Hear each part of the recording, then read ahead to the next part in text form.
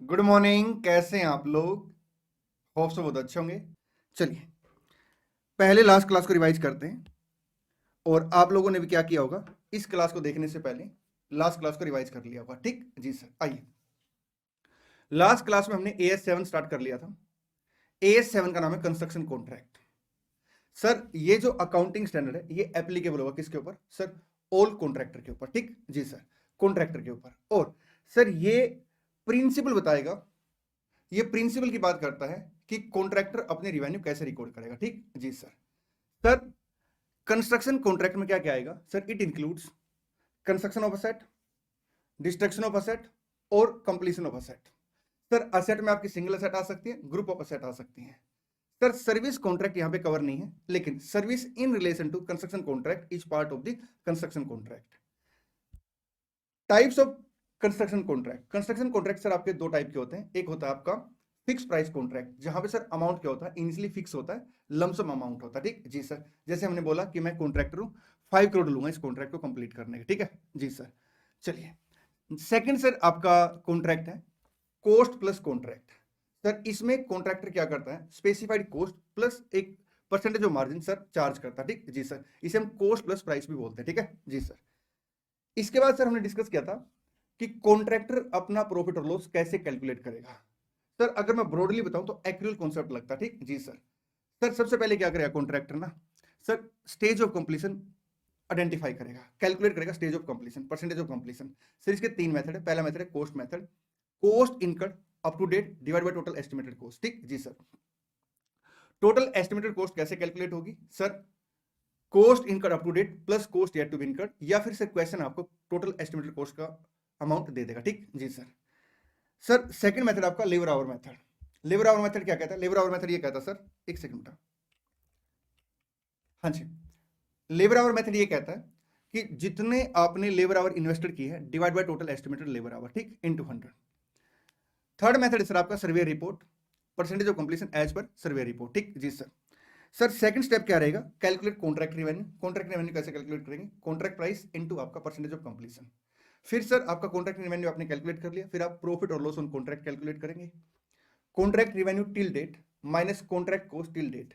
Sir आपका profit और loss आ जाएगा टिल डेट। उसमें से आप क्या करेंगे? सर ओपनिंग प्रॉफिट और लॉस, या जो प्रॉफिट और लॉस आपने ऑलरेडी अभी तक रिकॉग्नाइज कर लिया। मैं बोलूंगा सर जो प्रॉफिट और लॉस आपने अभी तक रिकॉग्नाइज कर लिया, आप क्या करेंगे? उससे माइनस कर देंगे, तो आपका करंट ईयर का प्रॉफिट और लॉस आ जाएगा। ठीक जी सर।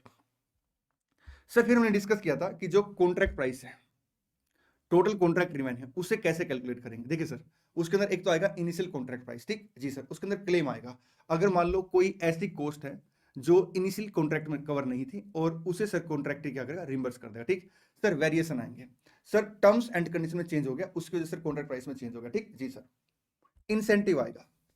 सर इंसेंटिव का मतलब क्या है? Earlier completion of the contract, या फिर सर क्वालिटी टेस्ट की वजह से या किसी और रीजन से अगर कॉन्ट्रैक्ट क्या करता सर, प्राइज मनी देता है एक तरीके से। ठीक है, तो इंसेंटिव आ जाएगा। ठीक जी सर। सर कॉस्ट की एक रेंज डिसाइड होती है जब कॉन्ट्रैक्ट साइन होता है। ठीक, अगर उस रेंज में कोई भी चेंज होता है उसको हम एस्केलेशन बोलते हैं। ठीक है, अगर सर कॉस्ट में चेंज होने की वजह से सर आपका प्राइस में चेंज होता है उसको हम एस्केलेशन बोलते हैं, वो भी कवर हो जाएगा। अगर सर डिले कंप्लीशन की वजह से कोई पेनल्टी पे करनी पड़ी तो हम उसे क्या करें? कॉन्ट्रैक्ट प्राइस में से माइनस कर दें। ठीक जी सर। सर मेरी बात सुनना ध्यान से। चार आइटम कौन कौन सी? आपका क्लेम, आपका वेरिएशन, आपका इंसेंटिव, आपका एस्केलेशन। इन चारों से रिलेटेड हम लोग रिवेन्यू कब रिकॉर्ड करेंगे? केवल तब रिकॉर्ड करेंगे सर जब इस बात की प्रोबेबिलिटी है कि ये रिवेन्यू में कन्वर्ट होगा, मतलब there should be certainty of collection and consideration, और अमाउंट का आप क्या कर पाए? रिलायबली एस्टिमेट लगा पाए। ठीक जी सर। चलिए ये कुछ बातें थी लास्ट क्लास की, और इसके बाद अगर मैं बात करूं तो हम होमवर्क डिस्कस किया करेंगे, लेकिन लास्ट क्लास में कोई होमवर्क नहीं था, इसलिए आज की क्लास में हम लोग क्या करेंगे सर? आज की मेन क्लास स्टार्ट कर देंगे। ठीक जी सर। बेटा बड़े ध्यान से मेरी बात सुनना, हम यहां से मेन क्लास स्टार्ट करें। ठीक है जी सर। देखिए परसेंटेज ऑफ कंप्लीशन जब हम कैलकुलेट करते हैं तो क्या ये अप टू डेट होता है या करंट ईयर का होता है? सर पहले साल अपनी 1 लाख की कॉस्ट इनकर्ड हुई, एस्टिमेट था 5 लाख का, इंटू 100, सर 20%। एग्जाम्पल ले रहा हूं, ठीक है। अगले साल सर 350 कॉस्ट आई, एस्टिमेट था टोटल कॉस्ट का सर मान लेते हैं 5 लाख ही था सर 70%। अगले साल सर 460 कॉस्ट आई और 460 ही सर अपना टोटल कॉस्ट है, तो 100%। अगर आप देखेंगे तो क्यूमुलेटिव हम लोग क्या निकालते हैं, परसेंटेज ऑफ कंप्लीशन निकालते हैं, ठीक है जी सर। इसलिए अगर आप कॉन्ट्रैक्ट प्राइस से मल्टीप्लाई करेंगे तो आपका क्या आएगा, क्यूमुलेटिव रेवेन्यू ही आएगी, ठीक है जी सर। अगर क्वेश्चन आपको ये कह दे कि आपने क्या करना, year wise percentage of completion निकालना है, year wise percentage of completion निकालना, तो हम लोग क्या करेंगे सर, इसमें से ये माइनस कर देंगे 50%, ये आपका ईयर 2 की परसेंटेज आ गई। इसमें से ये माइनस कर देंगे सर 100 में से 70, तो 30% सर आपका ईयर 3 की परसेंटेज ऑफ कंप्लीशन आ गई, ठीक जी सर। आइए अभी लास्ट क्लास से रिलेटेड ही एक क्वेश्चन है, पहले हम उसी को डिस्कस करते हैं, ठीक जी सर। क्वेश्चन 2 पढ़ेंगे। बस एक बात मैंने आपको बता दी आज कि परसेंटेज ऑफ कंप्लीशन जो है वो आपकी क्यूमुलेटिव आएगी। हम क्या करेंगे, उसका कंपैरिजन ओपनिंग के साथ करेंगे और जो डिफरेंस आएगा सर वो आपका करंट ईयर के परसेंटेज ऑफ कंप्लीशन आ जाएगी, ठीक जी sir.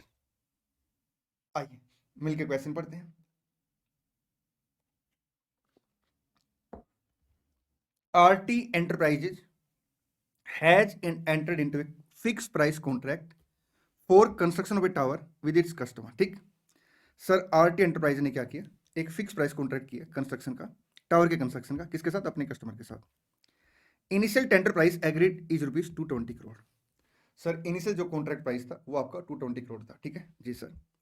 At the start of the contract it is estimated that total cost to be incurred will be rupees 200 crore. Sir अपना इनिशियल कॉन्ट्रैक्ट प्राइस 220 करोड़ था और सर जो इनिशियल कॉस्ट का estimate था वो 200 करोड़ था। At the end of year 1 this estimate stand revise to 202 crore. Sir year 1 के बाद ये रिवाइज हो गया और 202 करोड़ सर आपका क्या हो गया, एस्टिमेट कॉस्ट हो गई, ठीक।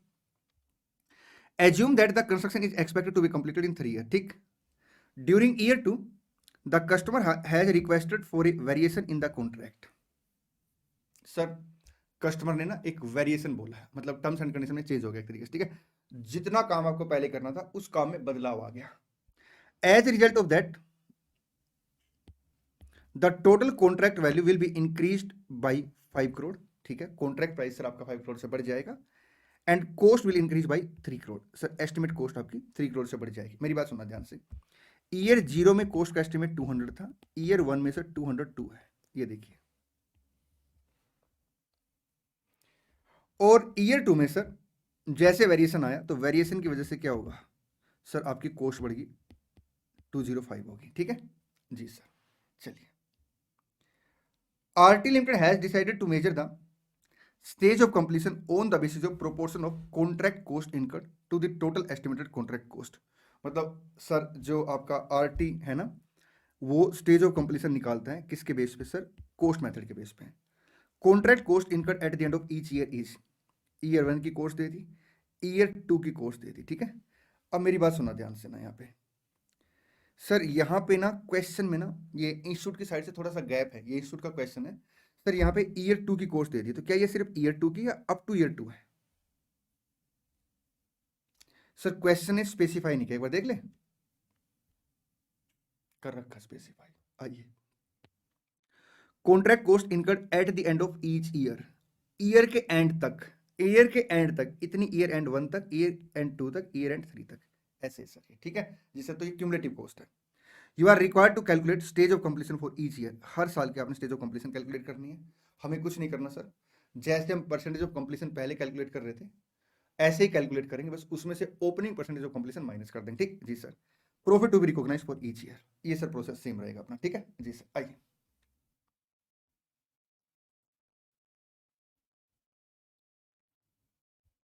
Question number 2,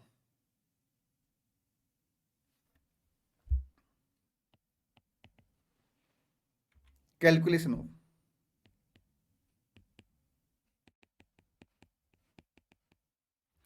percentage of completion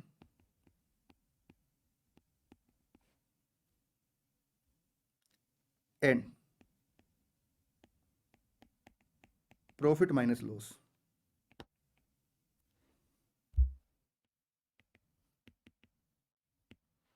for each year.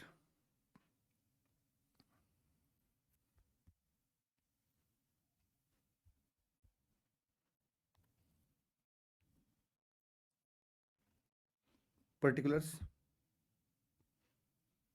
year 1, year 2,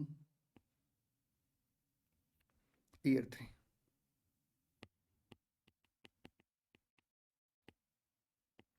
Rupees in crores.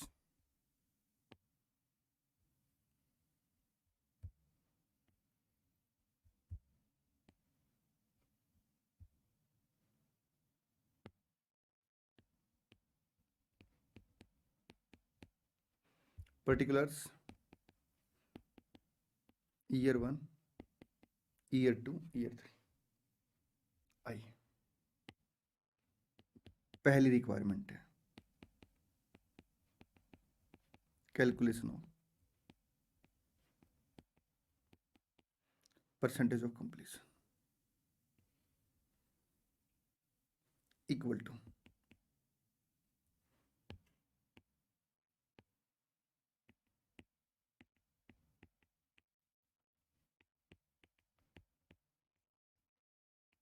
cost incurred up to date divide by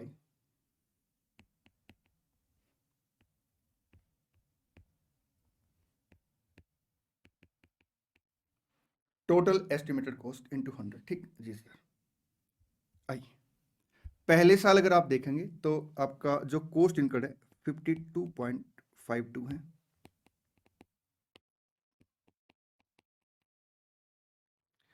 पहले साल के एंड में सर जो एस्टिमेट है कॉस्ट का वो 202 है इनटू आपका 100 आ जाएगा.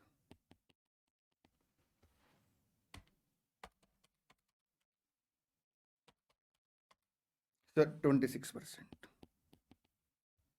माइनस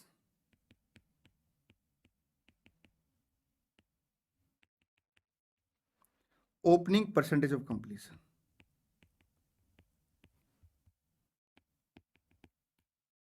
0%.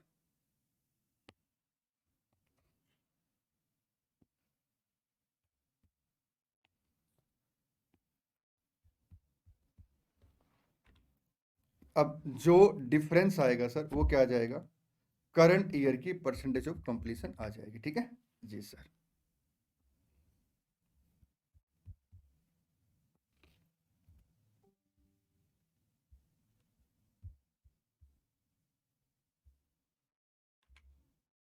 हाँ जी,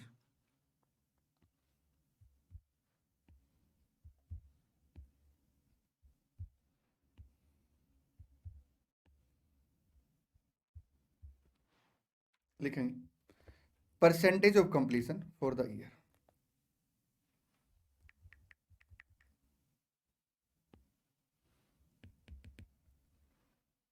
percentage of completion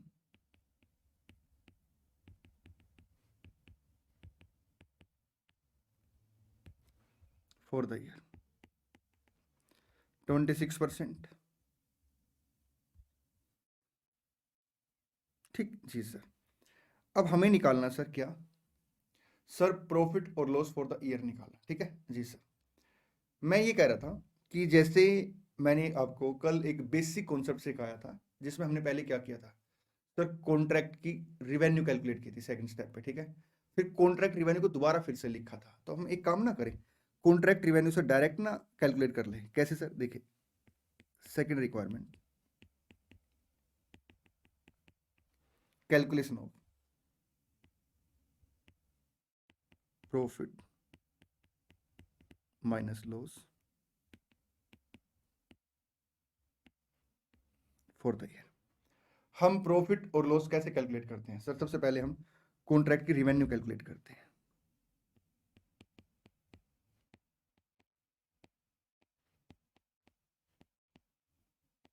contract revenue up to date जी सर. एक सेकंड, ब्रैकेट थोड़ी छोटी कर दूं.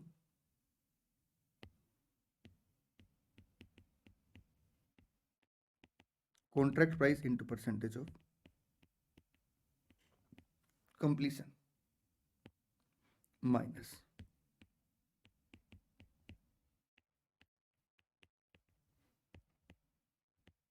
Contract cost up to date. देखिए कैसे सर, कॉन्ट्रैक्ट का जो प्राइस है इनिशियली वो कितना है सर 220 है, और जो प्राइस में वेरिएशन आए वो कब आए हैं सर, वो नेक्स्ट ईयर आए। देखिए क्लियर लिखा question, during year 2 the customer has requested for a variation in the contract. तो सर वो सेकंड ईयर में वेरिएशन आए, ठीक है जी sir. Contract cost up to date वो माइनस कर देंगे। देखिए कॉन्ट्रैक्ट रेवेन्यू कैसे आएगा सर, आपका 220 इंटू 26% है ना जी sir. Sir 57.2 contract cost up to date 52.52 आपका profit minus loss up to date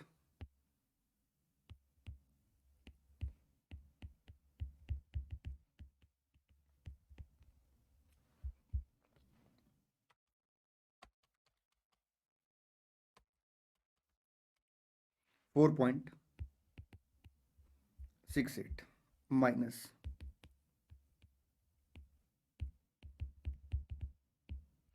profit minus loss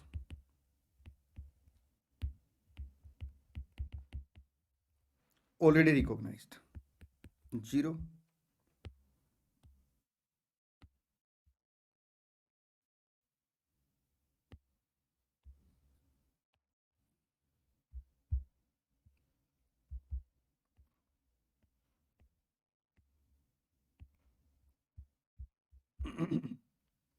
profit minus loss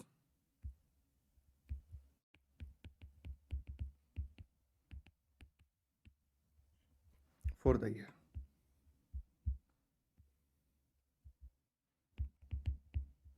4.68। चलें आगे जी सर, चलिए ईयर 2 में देखिए टोटल कॉस्ट जो है 154.20 है, जिसमें से सर अनयूज्ड मटेरियल कितने से 2.5 करोड़ से है। आइए क्वेश्चन पे,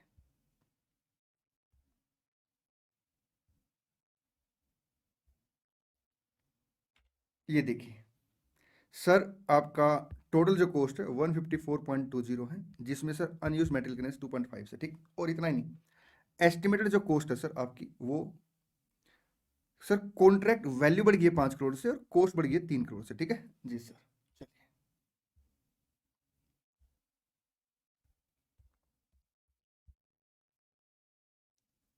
cost incurred up to date 154.20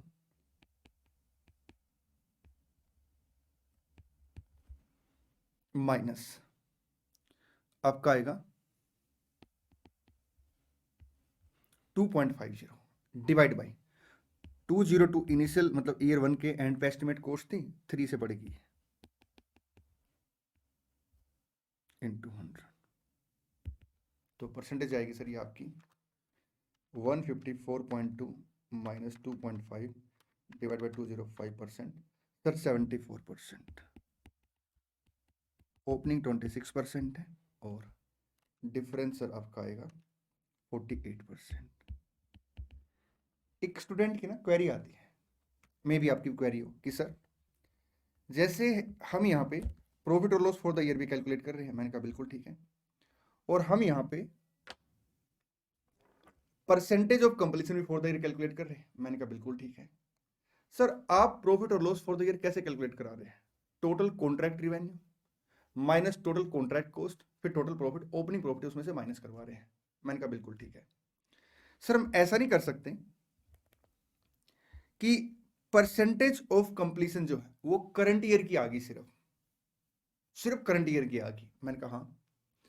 अगर उस परसेंटेज ऑफ कंप्लीशन से हम क्या करें सर, कॉन्ट्रैक्ट प्राइस को मल्टीप्लाई कर दें, उस परसेंटेज ऑफ कंप्लीशन से हम क्या करें कॉन्ट्रैक्ट प्राइस से मल्टीप्लाई कर दें, तो सर अपने पास करंट ईयर की कॉन्ट्रैक्ट रिवेन्यू आ जाएगी और उसमें से करंट ईयर की कॉस्ट माइनस कर दें। बट आप ऐसा बिल्कुल कर सकते हैं, लेकिन इसका एक ड्रॉबैक है। ड्रॉबैक क्या है, मैं इस क्वेश्चन को कंप्लीट करके फिर उस बारे में चर्चा करूंगा, ठीक है। मैंने बात इसलिए उठा ली क्योंकि कई बच्चों के यहाँ पे क्वेरी हो सकती है। आइए आगे बढ़ते, एक बार हम क्यूमुलेटिव पहले कैलकुलेशन करेंगे। सर अब यहां पे सर आपका जो कॉन्ट्रैक्ट प्राइस है वो 225 हो गया है इंटू 74%, 225 इंटू 74%, सर 166.50। इसमें से आप जो टोटल कॉस्ट है वो माइनस कर देंगे। सर ये कॉस्ट आ गई अपनी 154.2 माइनस 2.5, सर 151.70। ठीक है जी सर, 151.70। तो आज तक का प्रॉफिट और लॉस आ जाएगा सर 14.8। इसमें से ओपनिंग प्रॉफिट क्या करेंगे, माइनस कर देंगे। सर आपका करंट ईयर का प्रॉफिट और लॉस आ जाएगा 10.12। लिखेंगे जल्दी से।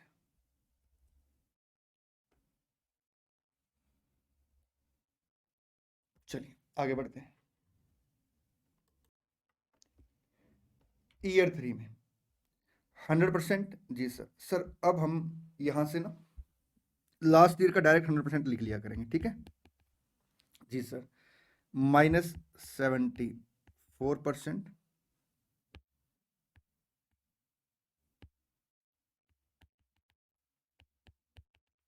डिफरेंस 26%। कॉन्ट्रैक्ट प्राइस 225 आ जाएगा। जी सर, एक बार अगर प्राइस बढ़ गया तो फिर क्यूमुलेटिवली बढ़ता है। ठीक है जी सर। सर क्यूमुलेटिव कॉस्ट कितनी है अपनी, सर 205, 20 का प्रॉफिट। इसमें से क्या करेंगे सर, ओपनिंग प्रॉफिट जो आज तक रिकॉग्नाइज किया है उसे माइनस कर देंगे, करंट ईयर का प्रॉफिट और लॉस आ जाएगा। लिखेंगे जल्दी से। आइए अब एक बार इस बात को डिस्कस करते हैं कि अगर हम परसेंटेज ऑफ कंप्लीशन, जैसे ये आपका करंट ईयर का आ गया, इसको डायरेक्ट कॉन्ट्रैक्ट प्राइस से मल्टीप्लाई कर दें, डायरेक्ट कॉन्ट्रैक्ट प्राइस से मल्टीप्लाई कर दे तो करंट ईयर की रिवेन्यू आ जाएगी, और जो अपनी कॉस्ट है इसका जो डिफरेंस है वो करंट ईयर की कॉस्ट है, वो माइनस कर दे तो आपका करंट ईयर का प्रॉफिट आ जाएगा। क्या हम ऐसा कर सकते हैं? ऐसा आप कर सकते हैं, लेकिन सर इसमें ना आपको ध्यान देना पड़ेगा। अगर कॉन्ट्रैक्ट के प्राइस में वेरिएशन आ गया तो उसका आपको क्यूमुलेटिव इफेक्ट लेना पड़ेगा। जैसे कैसे, यहाँ पे देखिए सर, आपका करंट ईयर का रिवेन्यू जो है 48% से आ जाएगा। ठीक है जी सर, तो 225 इंटू 48%, 108 आ गया। जी सर।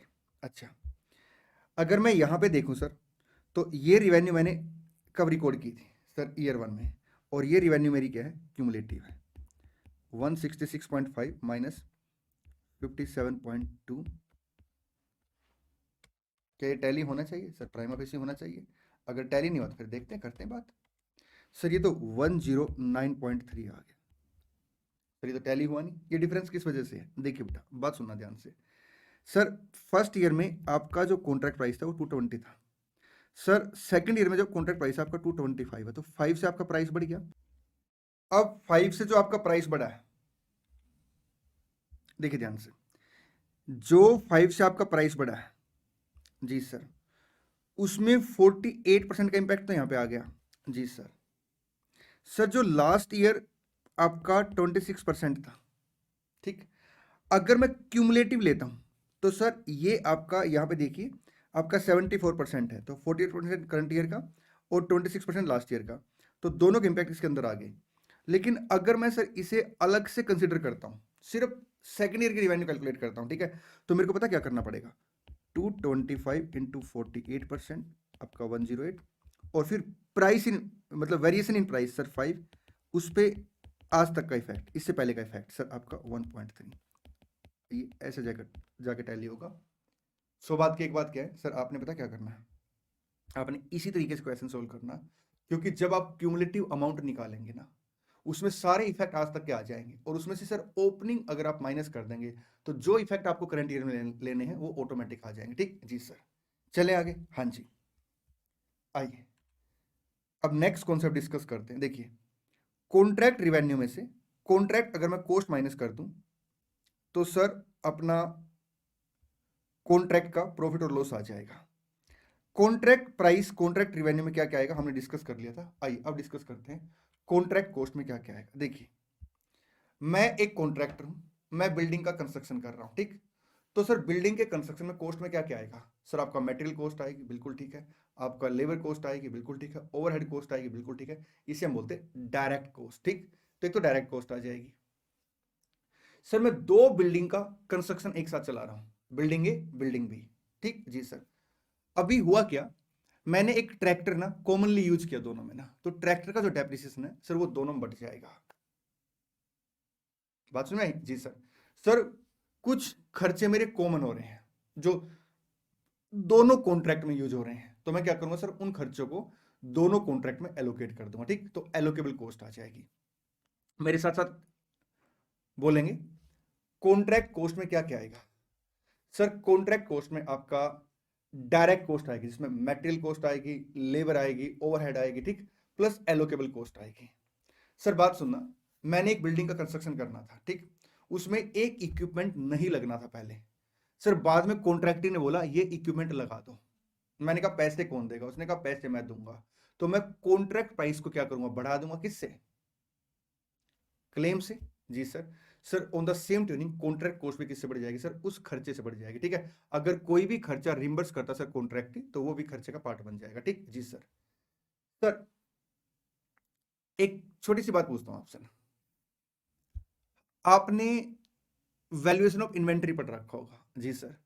इन्वेंट्री का वैल्यूएशन कैसे करते हैं सर? कॉस्ट और एनर्जी सर्विस लोअर, बिल्कुल ठीक है।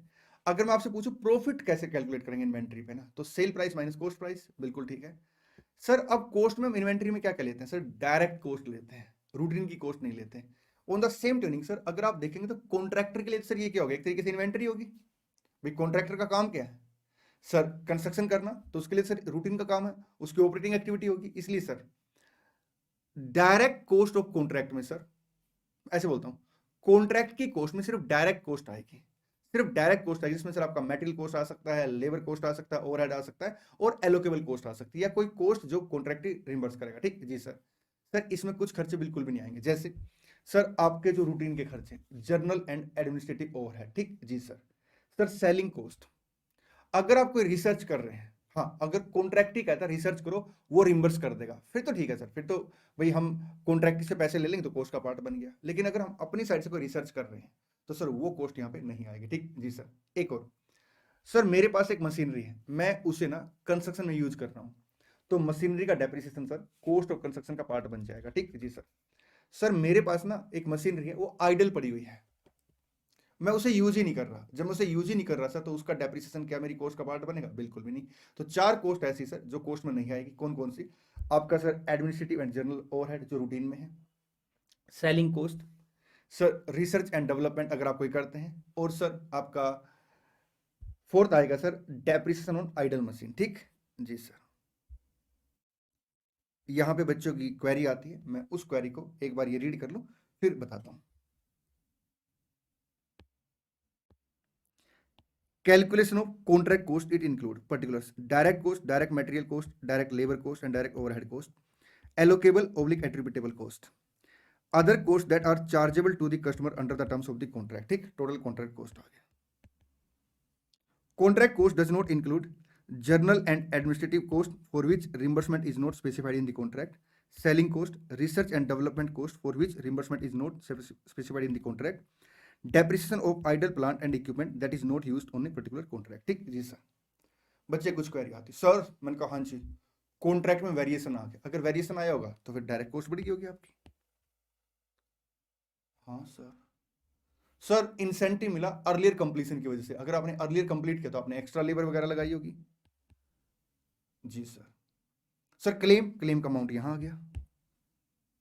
सर एक मिनट रुक जाइए, मैंने कहा क्या? एस्केलेशन, इस बात का आंसर मैं आपको थोड़ा सा रुक के दूंगा, ठीक है जी सर। एस्केलेशन का क्या हम यहाँ पे कॉस्ट में इंपैक्ट लेंगे या नहीं लेंगे, अभी थोड़ी जल्दबाजी हो जाएगी, इस बात का आंसर रुक के दूंगा, ठीक है जी सर। अच्छा, अभी तक मैंने जो क्वेश्चन कराए हैं, मैंने कॉन्ट्रैक्ट रिवेन्यू कैसे कैलकुलेट कराई है, क्यूमुलेटिव कैलकुलेट कराई है, क्योंकि क्वेश्चन की रिक्वायरमेंट क्या थी कि आपने सॉरी बेटा, प्रॉफिट और loss of the contract current year का निकालना, तो हम लोग क्या करते थे, cumulative revenue minus cumulative cost, cumulative profit, उसमें से ओपनिंग प्रॉफिट माइनस कर देंगे, करंट ईयर का प्रॉफिट और लॉस आ जाएगा। कभी कभी क्वेश्चन कहता है कि आपने क्या करना है सर, करंट ईयर की रिवेन्यू कैलकुलेट करनी है, तो उस केस में हम क्या करेंगे सर, क्यूमुलेटिव रिवेन्यू पहले कैलकुलेट करेंगे, फिर ओपनिंग रिवेन्यू माइनस कर देंगे। सर ऐसा नहीं कर सकते कि करंट ईयर की परसेंटेज ऑफ कंप्लीशन निकाल के फिर हम लोग उस ईयर की रिवेन्यू निकालने खाली, बट ऐसा कर सकते हैं, लेकिन आपको फिर उसमें कुछ और एडजस्टमेंट करनी पड़ेगी। तो हम क्या करेंगे, बेटर क्या रहेगा, पहले क्यूमुलेटिव रिवेन्यू निकालेंगे, फिर उसमें से सर क्या करेंगे, ओपनिंग रिवेन्यू माइनस कर देंगे, जो आज तक रिवेन्यू हमने रिकॉर्ड कर रखी। ठीक है जी सर। ऐसे ही क्वेश्चन कहता है कि करंट ईयर की कॉस्ट निकाली है, तो क्या करेंगे sir, cumulative cost minus opening cost जो हमने रिकॉर्ड कर रखी है, करंट ईयर की कॉस्ट आ गई। ठीक, ऐसे क्वेश्चन कहता है सर करंट ईयर का प्रॉफिट निकालिए, हम क्या करेंगे सर, क्यूमुलेटिव प्रॉफिट माइनस जो प्रॉफिट आपने रिकॉर्ड कर रखा, करंट ईयर का प्रॉफिट और लॉस आ जाएगा। ठीक है जी सर। आइए point number 7, some time question required contract revenue and contract cost for current year. ठीक है जी sir. In that case, we first calculate contract revenue and contract cost up to the date and comparison with the contract revenue and contract cost already recognized. ठीक है जी sir. Contract revenue till closing date, opening date वाली minus कर देंगे, current year की revenue आ गई। Contract cost closing date तक, ओपनिंग डेट तक की माइनस कर देंगे, करंट ईयर की कॉस्ट आ गई।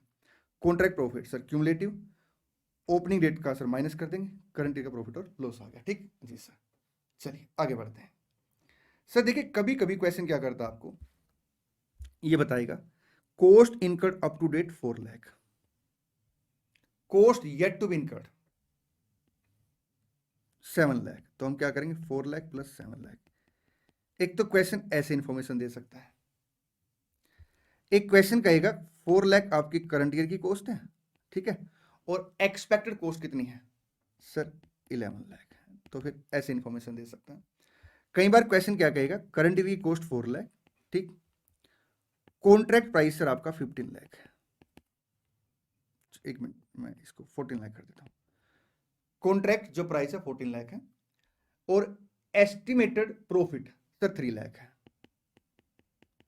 देखा इंफॉर्मेशन कैसे घुमा दी। हाँ सर, क्वेश्चन ने ये नहीं बताया कि कितनी कॉस्ट आगे और लगेगी, क्वेश्चन ने टोटल एस्टिमेट कॉस्ट भी नहीं दी, लेकिन क्वेश्चन ने क्या किया सर, क्वेश्चन ने इंफॉर्मेशन दे दी कि टोटल कॉन्ट्रैक्ट प्राइस ये है और एस्टिमेटेड प्रॉफिट ये है, तो डिफरेंस क्या बन जाएगा सर, आपका एस्टिमेटेड कॉस्ट बन जाएगी। पढ़िए point number 8, sometime question does not give the information of estimated cost, rather give the information of estimated profit. In that case, amount of estimated cost shall be calculated as follows: estimated cost total contract price minus estimate amount of profit। ठीक जी sir. देखिए सम time question ने क्या information नहीं दी आपको, estimate cost की information नहीं दी, rather give the information of estimated profit, estimated profit की इंफॉर्मेशन दी थी। इन दैट केस हम लोग क्या करेंगे सर, एस्टिमेट कॉस्ट कैसे कैलकुलेट करेंगे, कॉन्ट्रैक्ट प्राइस में से estimate amount of profit minus कर देंगे। ठीक जी सर। चलिए आगे बढ़ते हैं। एक प्यारा सा मैं क्वेश्चन आपके साथ डिस्कस करूंगा, बट उस क्वेश्चन को डिस्कस करने से पहले मैं आपको कंस्ट्रक्शन कॉन्ट्रैक्ट के कॉन्सेप्ट को प्रैक्टिकल लाइफ के हिसाब से थोड़ा एक्सप्लेन कर देता हूं। बात सुनिए ध्यान से। ये है कॉन्ट्रैक्टर, ये है कॉन्ट्रैक्ट। इन दोनों के बीच में एक एग्रीमेंट हुआ कि कॉन्ट्रैक्टर क्या करेगा, बिल्डिंग का कंस्ट्रक्शन करेगा। ठीक जी सर।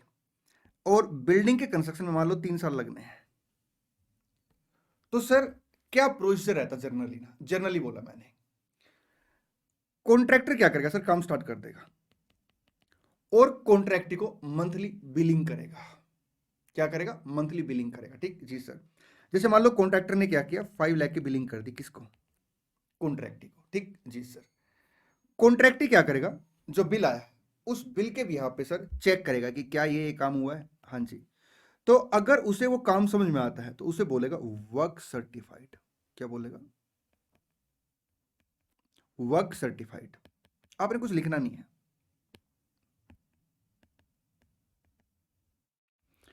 और जो काम समझ में नहीं आया उसे बोलेगा नोट वर्क सर्टिफाइड। ठीक जी सर।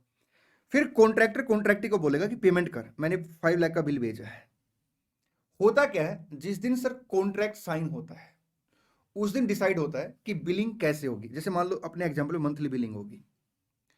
फिर कॉन्ट्रैक्ट ही कहता है कॉन्ट्रैक्टर को, भाई आप एक काम करना, मेरे को मंथली बिलिंग भेज देना, मैं उस बिलिंग के भी यहाँ पे काम चेक करूंगा, और जो एक इंडिपेंडेंट बंदे को अपॉइंट कर लेते हैं इंजीनियर वगैरह को, वो जो सर्टिफाइड कर देगा मैं उसके 70% के बराबर क्या करूंगा, पेमेंट कर दूंगा। ठीक है, 90% के बराबर पेमेंट कर दूंगा, 80% के बराबर पेमेंट कर दूंगा। ठीक, जैसे मान लो यहाँ पे वर्क सर्टिफाइड 460 का हो गया और नोट सर्टिफाइड 40,000 का हो गया। ठीक है, और एज पर दी सर अपना एग्रीमेंट उसे 85% के बराबर क्या करनी, पेमेंट करनी है। तो वो क्या करेगा सर, कॉन्ट्रैक्टिंग 460 इंटू 85%, सर 3,91,000 की क्या करेगा, पेमेंट कर देगा। ठीक जी sir.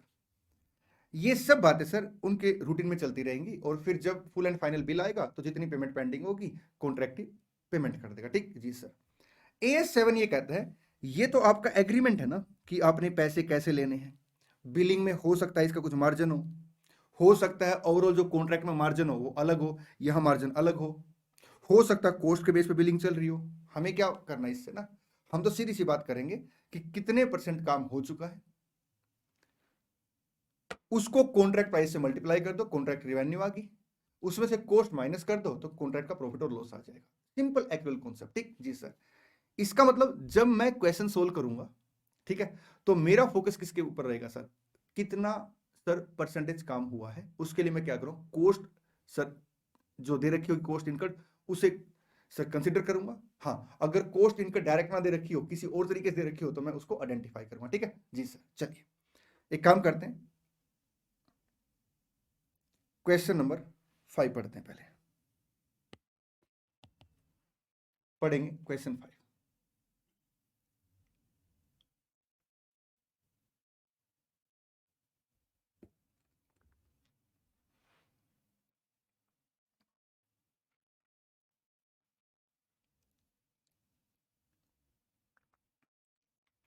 Rajendra undertook a contract ₹20 lakh on an arrangement that 80% of the value of work done as certified by the architect of the contract should be paid immediately। देखिए sir, Rajendra जी ने क्या किया, 20 लाख का एक कॉन्ट्रैक्ट किया और अरेंजमेंट क्या हुआ कि जो वर्क डन है, जितना वर्क सर्टिफाइड है उसकी 80% के बराबर, मतलब वर्क डन की वैल्यू के 80% के बराबर as certified by the architect of the contractee should be paid immediately and the remaining 20% be retained until the contract was completed। ठीक है, ये सर वो प्रोसीजर है जो वो पेमेंट वगैरह के लिए फॉलो करेंगे, लेकिन हम लोग तो क्या करते हैं सर, एक्चुअल कॉन्सेप्ट फॉलो करते हैं। ठीक, in year 1 the amount expended were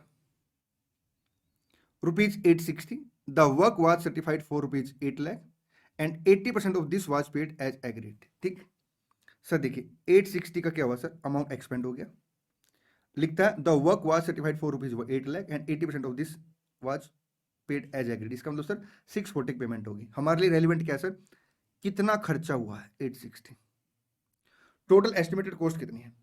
it was estimated that further expenditure to complete the contract would be 10 lakh, 10 lakh की कॉस्ट और लगेगी।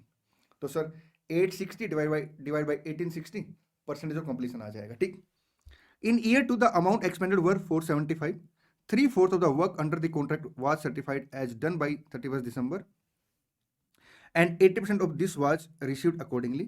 It was estimated that future expenditure to complete the contract would be 4 lakh।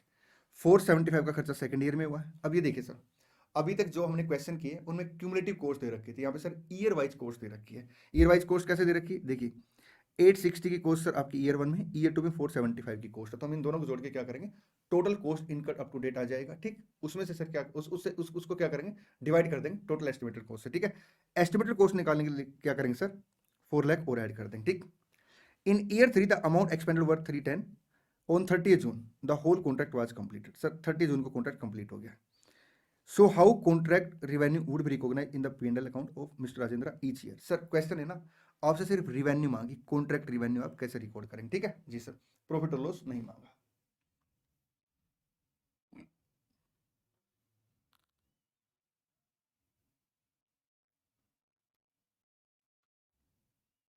आइए question number 5। क्या लिखता question? Calculate contract revenue to be recognised in each year, लिखेंगे।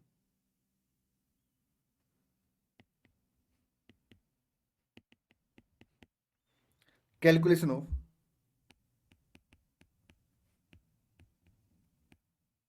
Contract revenue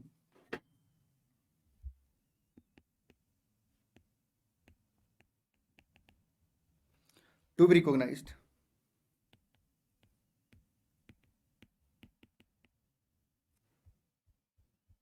in each year।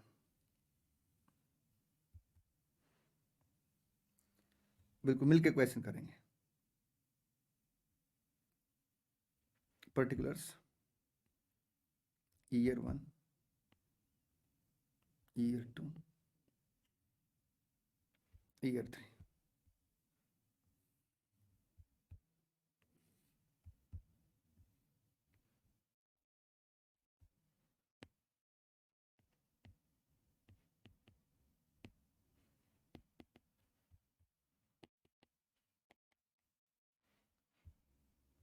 लिखने जल्दी से।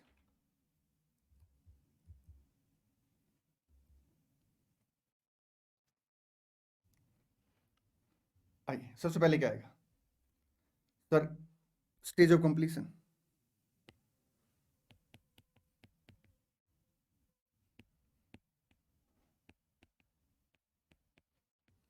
क्या फॉर्मूला है sir? Cost incurred up to date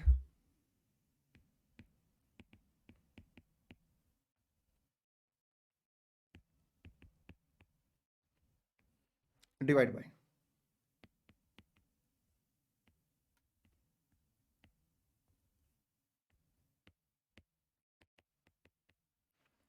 total estimated cost into 100। ठीक जी सर। ईयर 1 में देखिए सर, आपने 860 की कॉस्ट इनकर्ड कर दी है, 10 लाख की कॉस्ट और अभी इनकर्ड आप करेंगे।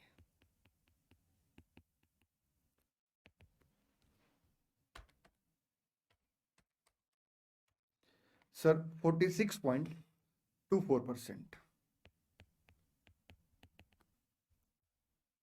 Second,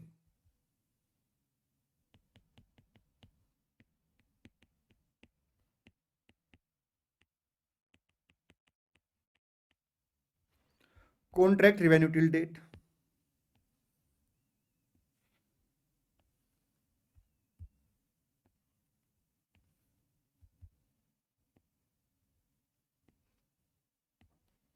contract revenue till date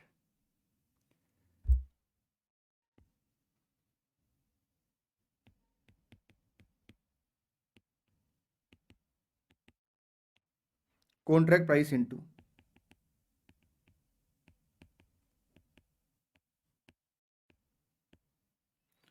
percentage of completion. Sir contract price कितने से?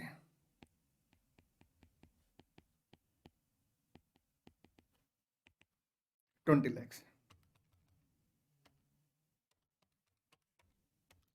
सर ये आ गया 9,24,800 minus revenue already recognized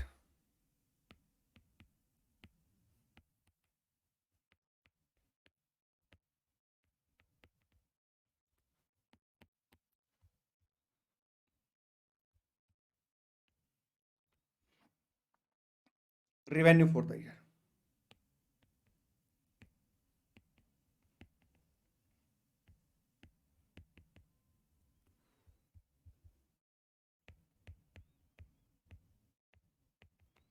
nine two 4,800।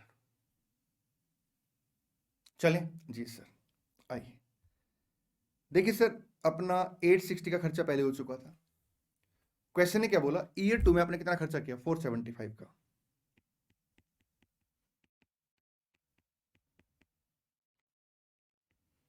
Total sir 13,35,000 13 lakh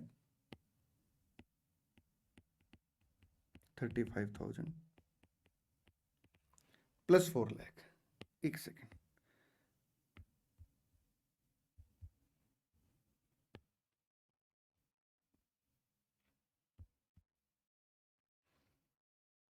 into क्या आएगा सर 100,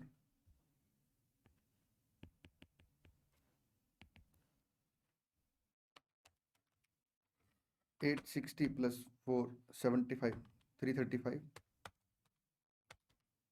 डिवाइड बाय 17,35,000 सर 76.95%।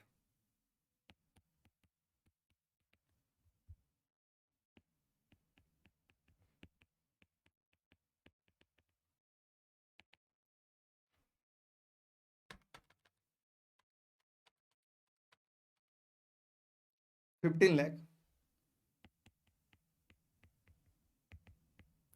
39,000। ठीक जी सर। ऑलरेडी रिवेन्यू कितनी रिकॉर्ड कर रखी थी? 924,800।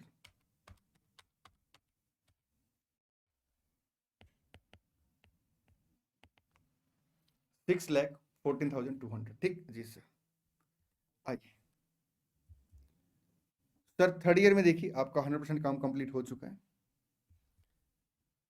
वैसे 100% आ गया यहाँ पे, ठीक है। कॉस्ट की अब नीड नहीं है। और कॉन्ट्रैक्ट प्राइस सर आपका इंटू 100 20 लाख 100% आ जाएगा नहीं जी सर, माइनस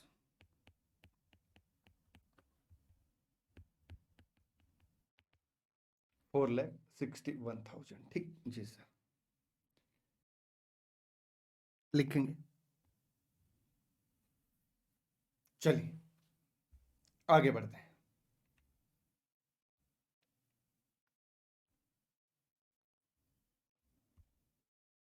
क्वेश्चन नंबर 4 पढ़ेंगे।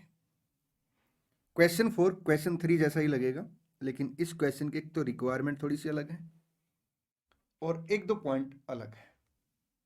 पढ़िए।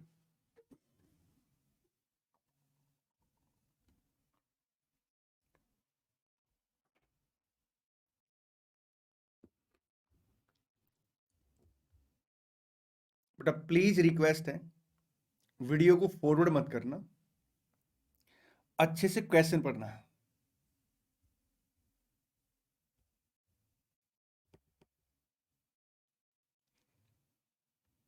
आई क्या लिखता question?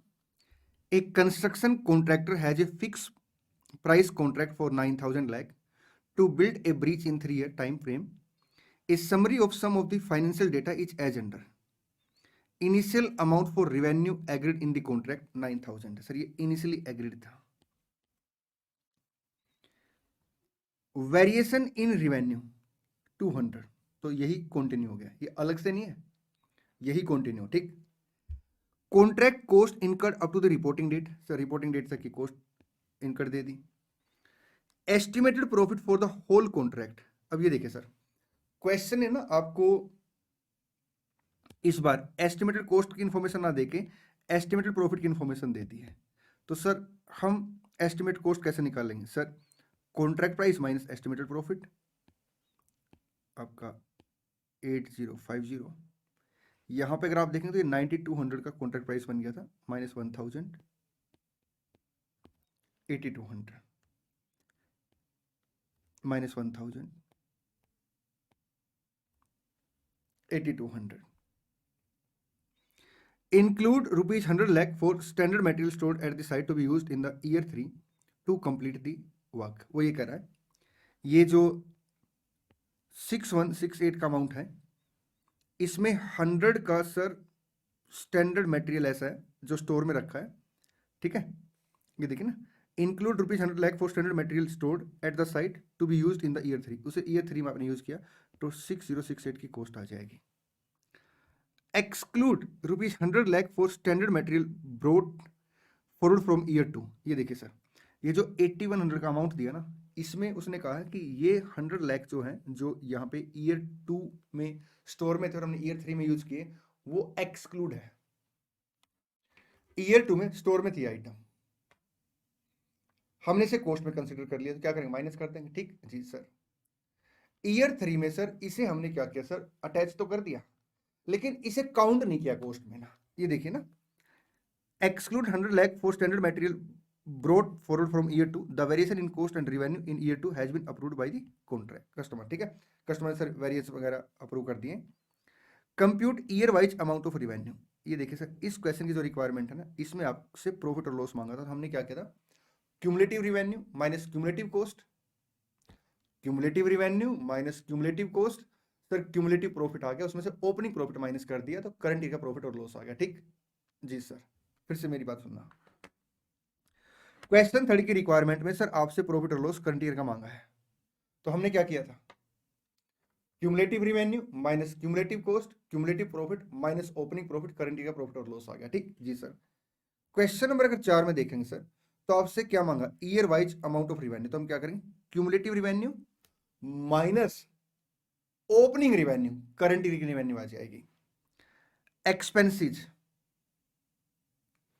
Contract cost to complete and profit और loss to be recognised in statement of profit और लॉस, तो हम बेसिकली क्या करेंगे, cumulative revenue minus opening revenue, current year की revenue, cumulative cost minus opening cost, current year की cost. ठीक जी सर। फिर करंट ईयर की रिवेन्यू में से करंट ईयर की कॉस्ट घटा देंगे, तो करंट ईयर का प्रॉफिट आ जाएगा। या क्यूमुलेटिव से क्यूमुलेटिव अगर आप घटाएंगे सर, क्यूमुलेटिव रिवेन्यू से क्यूमुलेटिव कॉस्ट घटाएंगे, तो फिर आपको ओपनिंग प्रॉफिट घटाना पड़ेगा। ठीक है जी सर। आइए सबसे पहले सर परसेंटेज ऑफ कंप्लीशन देखिए, आपका यहाँ पे सर आपका 2093 divide by 8050 percentage sir 26%। Contract revenue 9000 into 26% sir, ये आ गया आपका 2340। पहले कोई रिवेन्यू रिकॉर्ड कर रखी नहीं, करंट ईयर की रिवेन्यू। ठीक, कॉस्ट ईयर 1 के एंड तक, पहले कोई आपका कॉस्ट है नहीं, करंट ईयर की कॉस्ट। ठीक है जी सर। सर देखिए आप यहाँ ये एक बात ना,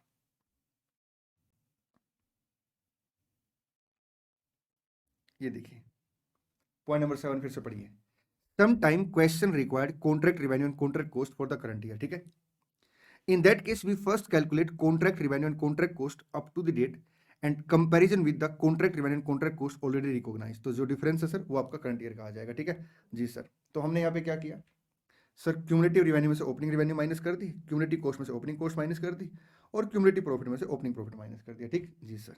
सर ओपनिंग तो 0 था, तो सेम आ गया। ठीक, ईयर 2 पे चलते हैं, 6068 जी सर डिवाइड बाई सर आपका आएगा 8200, परसेंटेज आ गई 74%। चले जी सर, तो 9200 इंटू 74%, क्यूमुलेटिव रिवेन्यू आ गई 6808। ये देखिए, इसमें से ओपनिंग रिवेन्यू माइनस कर दी, तो करंट ईयर की रिवेन्यू आ गई। ठीक जी सर। क्यूमुलेटिव कॉस्ट की बात करें तो 6068 माइनस ओपनिंग कॉस्ट 3975 आ गई आपकी करंट ईयर की कॉस्ट। क्यूमुलेटिव प्रॉफिट, दोनों का डिफरेंस, प्रॉफिट ऑलरेडी रिकॉग्नाइज्ड 247, या इनका डिफरेंस भी सर सेम आएगा, ये आपका आ गया करंट ईयर का प्रॉफिट। ठीक जी सर। अब यहां पे देखिए सर, ये जो कॉस्ट है आपकी 8200 हो जाएगी, क्योंकि इसमें 100 आपने इंक्लूड नहीं कर रखा। ठीक जी सर। तो cumulative revenue 9200, cumulative cost 8200, opening revenue sir इसमें से माइनस कर देंगे, ओपनिंग कॉस्ट इसमें से माइनस कर देंगे, मतलब 2 साल तक की जो रिवेन्यू और कॉस्ट है सर। ठीक है जी सर। करंट ईयर की रिवेन्यू, करंट ईयर की कॉस्ट सर, ये आपका opening profit, cumulative profit, current year का प्रॉफिट। ठीक जी सर। सर हम आपकी बात समझ गए। अगर क्वेश्चन में सिर्फ करंट ईयर का प्रॉफिट और लॉस मांगा जाए, तो cumulative revenue minus cumulative cost, cumulative profit minus opening profit, जो आपने अभी तक प्रॉफिट रिकॉर्ड किया। ठीक, लेकिन अगर क्वेश्चन में सर आपसे year wise revenue, year wise cost और ईयर वाइज प्रॉफिट मांगा जाए, तो पहले आप क्या करेंगे, क्यूमुलेटिव रिवेन्यू कैलकुलेट करेंगे, क्यूमुलेटिव कॉस्ट कैलकुलेट करेंगे और क्यूमुलेटिव प्रॉफिट कैलकुलेट करेंगे, और ओपनिंग उनमें से क्या करेंगे, माइनस कर देंगे। ठीक है जी सर। चलिए बड़े ध्यान से मेरी बात सुनना, मैंने एक कॉन्ट्रैक्ट लिया 10 लाख का, नेक्स्ट कॉन्सेप्ट डिस्कस करने जा रहा हूं। ठीक है जी सर। 10 लाख का मैंने क्या किया, एक कॉन्ट्रैक्ट लिया, अब जैसे क्वेश्चन नंबर 4 हमने अभी डिस्कस किया, तो आप इसे एक बार क्लास के बाद कॉपी में फेर कर लेंगे, ठीक है जी सर। 10 लाख का मैंने कॉन्ट्रैक्ट किया सर, एस्टिमेटेड कॉस्ट जो मेरी है वो 12 लाख की है। कॉन्ट्रैक्ट मैंने कितने का किया सर? 10 लाख का। एस्टिमेटेड कॉस्ट कितने से? 12 लाख से, ठीक।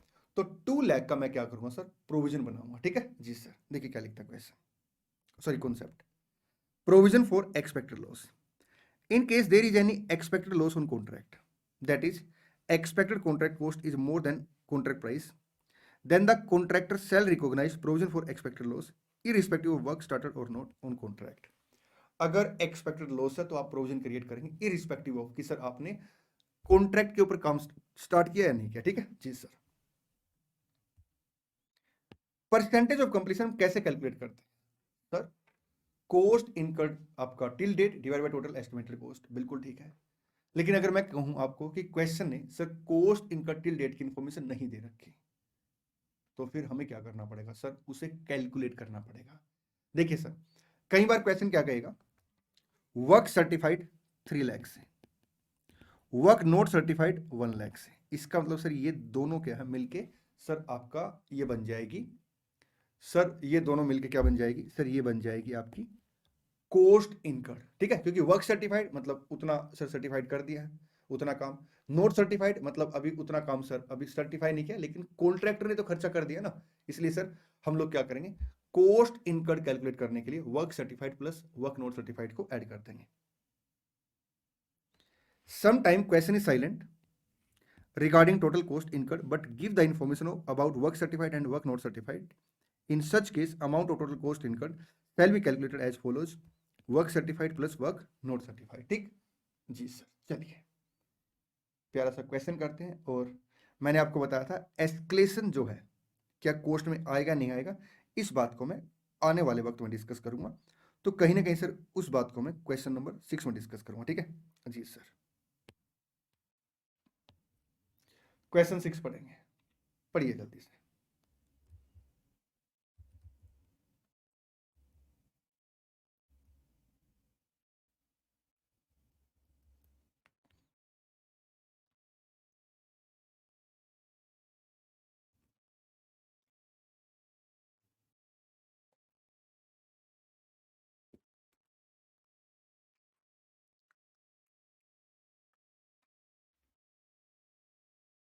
जी limited, a firm of contractor provided the following information in respect of contract for the year ended 31st March 22। Sir ji limited एक फर्म है कॉन्ट्रैक्टर की, उसने सर एक कॉन्ट्रैक्ट के रिगार्ड में आपको ये इंफॉर्मेशन दी है। Particulars rupees in 1000, fixed price contract है with an escalation clause 35,000। Escalation clause का मतलब क्या है कि कल को अगर मान लो कॉस्ट में वेरिएशन आए तो उसका इफेक्ट लिया जाएगा, ठीक। Work certified 17,500, work not certified 3815 है। Include 2625 for material issued out of which material lying unused eight the end of the period 140। Sir इसमें मटेरियल कॉस्ट भी इंक्लूड है 2625 की, जिसमें से 140 का मटेरियल यूज नहीं हुआ है। इसका मतलब सर वर्क नोट सर्टिफाइड में आपका जो कॉस्ट है वो 3675 है। Further estimated further cost of completion sir ये है। प्रोग्रेसिव पेमेंट रिसीव्ड सर अभी तक जितना हमने पढ़ा है इसकी रेलिवेंसी नहीं है। Payment to be received sir इसकी रेलिवेंसी नहीं है। करूंगा इन दोनों बातों को भी डिस्कस, ठीक है, क्वेश्चन खत्म कराने के बाद। Escalation in cost is by 8%, sir cost में एस्केलेशन 8% है। And accordingly the contract price is increase by 8%। तो कॉन्ट्रैक्ट प्राइस सर क्या है? अकॉर्डिंगली 8% से इंक्रीज हो जाएगा। अब एक प्यारी सी बात डिस्कस करते हैं, कॉन्ट्रैक्ट प्राइस 8% से इंक्रीज हो जाएगा, ये बात मैंने यहां लिख भी दी और आपको पता, ठीक है जी सर। क्या जो कॉस्ट है, क्योंकि अगर मैं इन दोनों को जोड़ूंगा तो कॉस्ट आ जाएगी। ये तो कॉन्सेप्ट अभी हमने डिस्कस किया कि अगर कॉस्ट इनका टिल डेट नहीं दे रखी तो हम लोग क्या करेंगे, work certified plus work not certified इन दोनों को जोड़ देंगे, ठीक है जी सर। तो ये अमाउंट आएगा आपका 17,500 प्लस 3675, ये अमाउंट आ गया सर आपका 21 175, ये कोस्ट इनकर्ड आपकी टिल डेट आ गई। ठीक जी सर, मेरा क्वेश्चन आप लोगों से ये है कि क्या इस कोस्ट के अंदर 8% जोड़ा जाएगा या नहीं जोड़ा जाएगा? यही बात सर अपनी पेंडिंग थी। यहां देखिए, जब मैंने आपके साथ कॉन्ट्रैक्ट कोस्ट का पॉइंट डिस्कस किया था, ठीक है, तो मैंने सर बताया था कि एस्केलेशन का पॉइंट हम लोग बाद में डिस्कस करेंगे। ठीक है जी सर, क्या इसमें 8% कोस्ट ऐड होगी या नहीं होगी? मैं आपको बता दूं, बिल्कुल भी ऐड नहीं होगी, क्योंकि वो ऑलरेडी इसके अंदर आ चुकी होगी। कैसे? मैं एक बिल्डिंग के कंस्ट्रक्शन करने का कॉन्ट्रैक्ट लेता हूं, और एज पर एग्रीमेंट अगर मान लो प्राइस में, सर सीमेंट के प्राइस में 400 से 450 की रेंज डिसाइड कर ली। अगर सर इससे बाहर प्राइस आता है तो मैं 5% का एस्केलेशन ले लूंगा कॉन्ट्रैक्ट प्राइस में। ठीक है जी सर, अब सीमेंट सर, बल्कि मैं एक काम करता हूं, इसे और स्पेसिफिक करता हूं, रेंज नहीं डिसाइड करते, 400 का हमने क्या किया, बैक डिसाइड कर लिया। और अगर इसमें कुछ भी चेंज आएगा, जितने परसेंट इसमें चेंज आएगा उतने परसेंट का करूंगा मैं सर, आपका कॉन्ट्रैक्ट प्राइस भी वेरिएशन ले लूंगा। ठीक है जी सर, ये हमारा एग्रीमेंट हो रखा है सर। 5% इसमें इंक्रीमेंट आ गया, तो प्राइस में मैं क्या करूंगा, ऐड कर दूंगा। क्या कोस्ट में ऐड करूंगा? मैं आपको बता दूं, कोस्ट में वो अमाउंट ऑलरेडी आ चुका होगा। कैसे? मैं एक दुकान पे गया, मैंने कहा भाई साहब सीमेंट का रेट क्या है? उसने कहा 420 हो गया है। मैंने कहा है? उसने कहा हाँ जी। मैंने कहा पता है, मैंने एक एग्रीमेंट कर रखा, और उस एग्रीमेंट में ना 5% मेरे को ना एस्केलेशन मिल जाएगा, मैं 5% की पेमेंट आपको बाद में करूंगा। वो कहेगा भाई साहब कौन सा एस्केलेशन, क्या मेरे को क्या मतलब है, मैं तो करंट मार्केट के हिसाब से आपको सीमेंट बेचूंगा, अब आपने आगे क्या पैसा लेना है मेरे को इससे क्या मतलब। आई मीन टू से, जब हमने कोस्ट इनकर्ड की होगी, तो हमने जो कोस्ट इनकर्ड की होगी वो एज पर एग्रीमेंट की होगी या रियल कॉस्ट इनकर्ड की होगी? सर हमने तो रियल कॉस्ट इनकर्ड की होगी। अब मेरी बात को समझिए बेटा, अगर मैं बिल्डिंग के कंस्ट्रक्शन के लिए सीमेंट परचेज करने जाता हूं, तो सर सीमेंट मेरे को किस में मिलेगी? आज के प्राइस में मिलेगी, और उसमें ऑलरेडी सर इंक्रीमेंट होगा सर। और समझिए बात को, मिस्टर ए ने क्या कर रखा था सर, इंश्योरेंस करा रखा था, मेडिकल इंश्योरेंस। ठीक है जी सर, और जो मेडिसिन वो खाता था सर, उसे रिम्बर्समेंट मिल जाता था। ठीक जी सर, सर एक मेडिसिन पहले 100 रुपीज की आती थी, तो उसे 100 का क्लेम मिल जाता था इंश्योरेंस कंपनी से। अब मेडिसिन का रेट बढ़ के 110 हो गया है, तो उसने क्या किया होगा सर, 110 की मेडिसिन परचेज की होगी, तभी तो वो 110 का क्लेम ले पाएगा।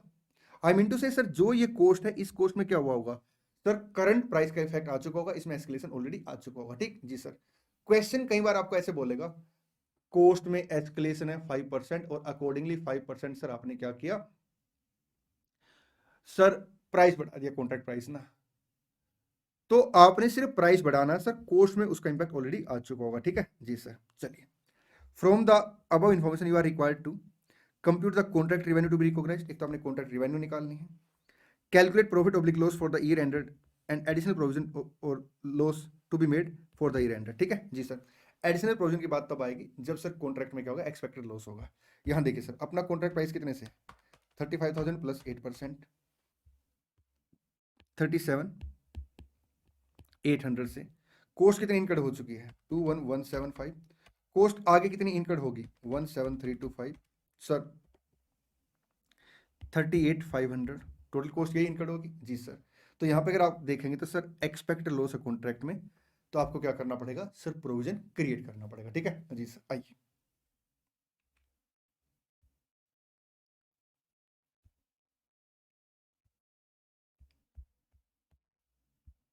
लिखेंगे क्वेश्चन नंबर 6।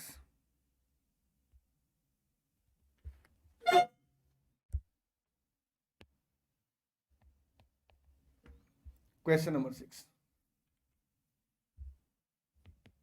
पहली requirement sir, contract revenue to be recognised.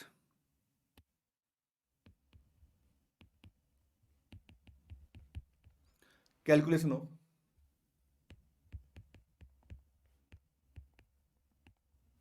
Contract revenue to B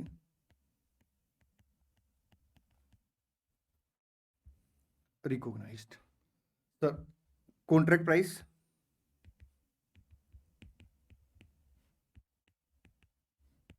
into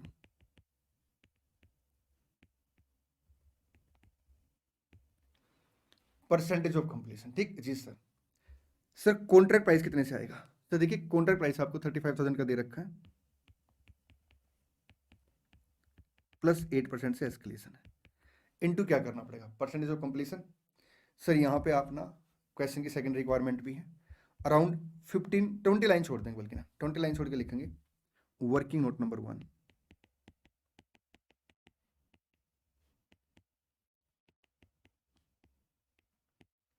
calculation of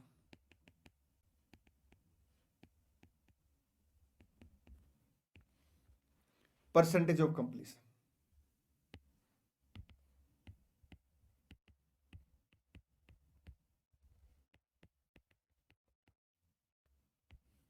coast incurred up to date divide by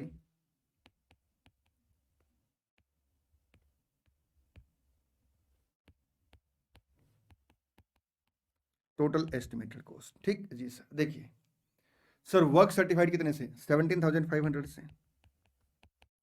note certified sir 3815 से, जिसमें 140 का मटेरियल अभी यूज नहीं हुआ, ठीक जी सर। सर डिवाइड किससे कर देंगे? सर पहले इसका टोटल करते हैं,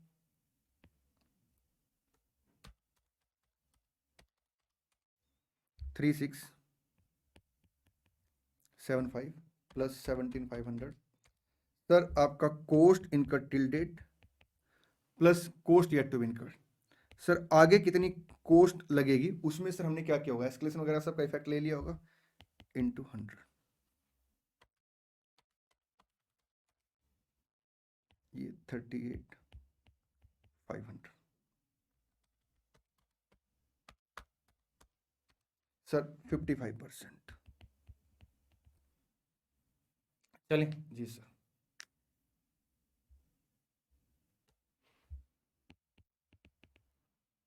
इंटू 55%। सर 20,790 यहाँ लिखेंगे, rupees in thousands.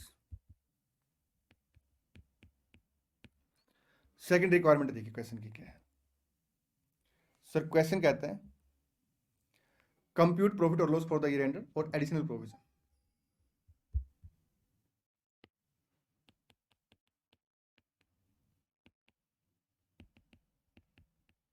Calculation of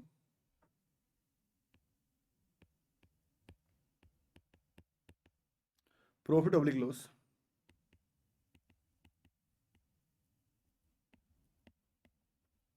for the year ended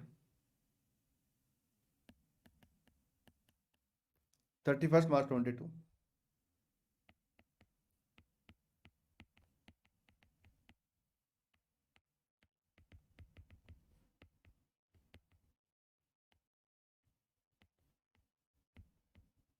and additional provision for the year ended आपका 31st March 22 लिखेंगे। सबसे पहले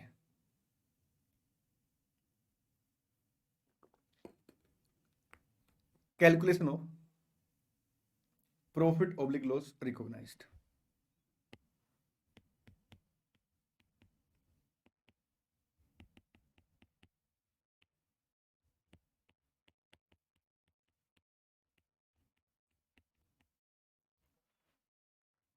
प्रॉफिट ऑब्लिक लॉस रिकॉग्नाइज्ड।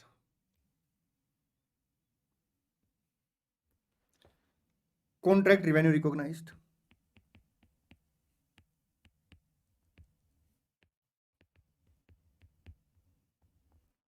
कितने से? सर 20,790 से minus contract cost 21,175। Sir negative balance loss है, अगर प्रॉफिट आता तो हम उसे पॉजिटिव लेते हैं, minus loss recognised on contract.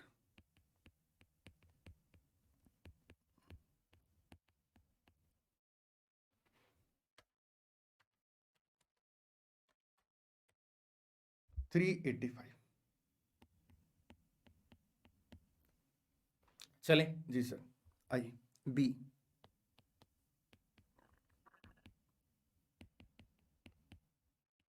Calculation of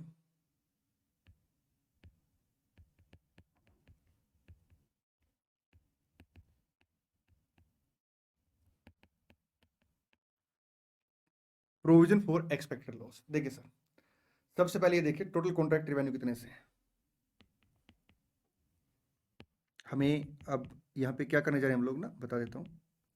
हमें क्वेश्चन में पता है सर कि क्वेश्चन में ना आप देखेंगे तो कोस्ट सर इन कंपैरिजन टू आपका प्राइस ज़्यादा है, तो हमें क्या करना पड़ेगा सर, प्रोविजन बनाना पड़ेगा एक्सपेक्टेड लॉस का। ठीक है जी सर। तो सबसे पहले हम लोग क्या करेंगे sir, total expected loss calculate करेंगे। कैसे? टोटल सर कॉन्ट्रैक्ट प्राइस कितने से है, टोटल एक्सपेक्टेड कॉस्ट कितनी है, तो सर टोटल एक्सपेक्टेड लॉस आ जाएगा। ठीक है जी sir. Total contract revenue,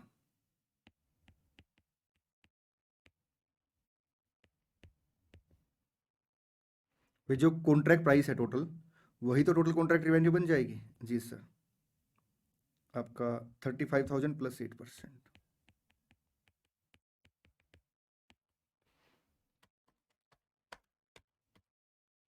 37,800 minus total expected cost on contract,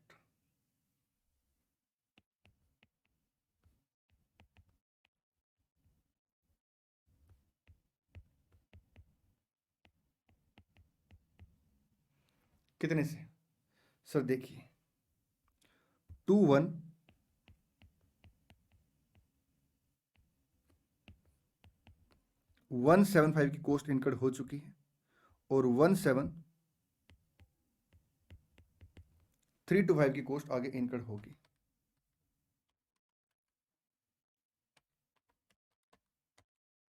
$38,500, तो ये आ जाएगा sir total expected loss on contract.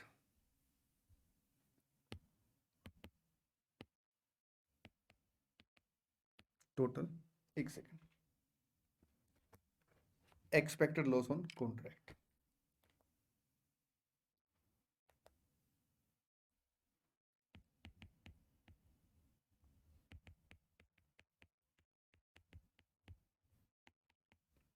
$700 लिखेंगे।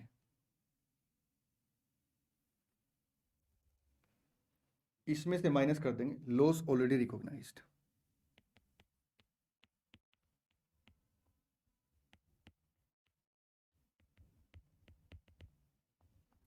लॉस ऑलरेडी रिकॉग्नाइज्ड कितने से सर, ये देखिए 385 से। प्रोविजन फॉर एक्सपेक्टेड लॉस,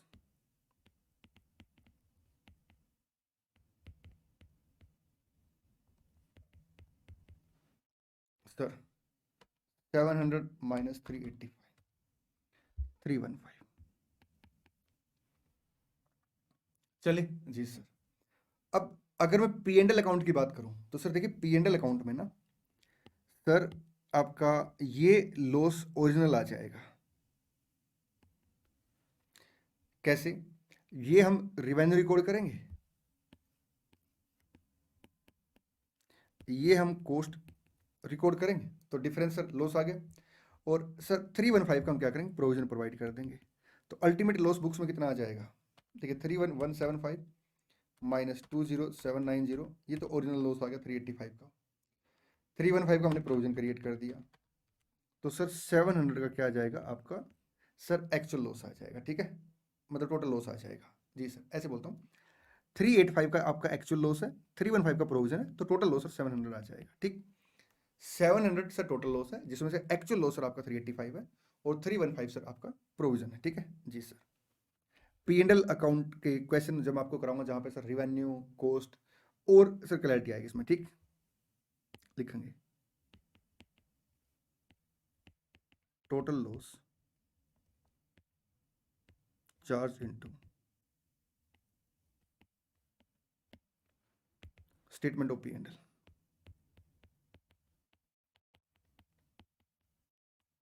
चले जी सर। आइए एक प्यारा सा क्वेश्चन पी एंड एल का देखते हैं।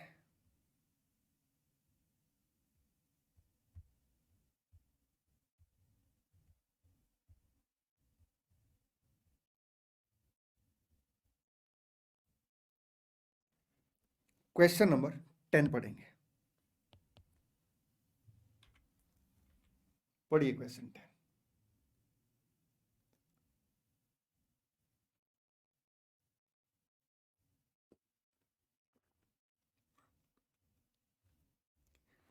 Masters Highway Construction undertook the construction of a highway on 1st April 13.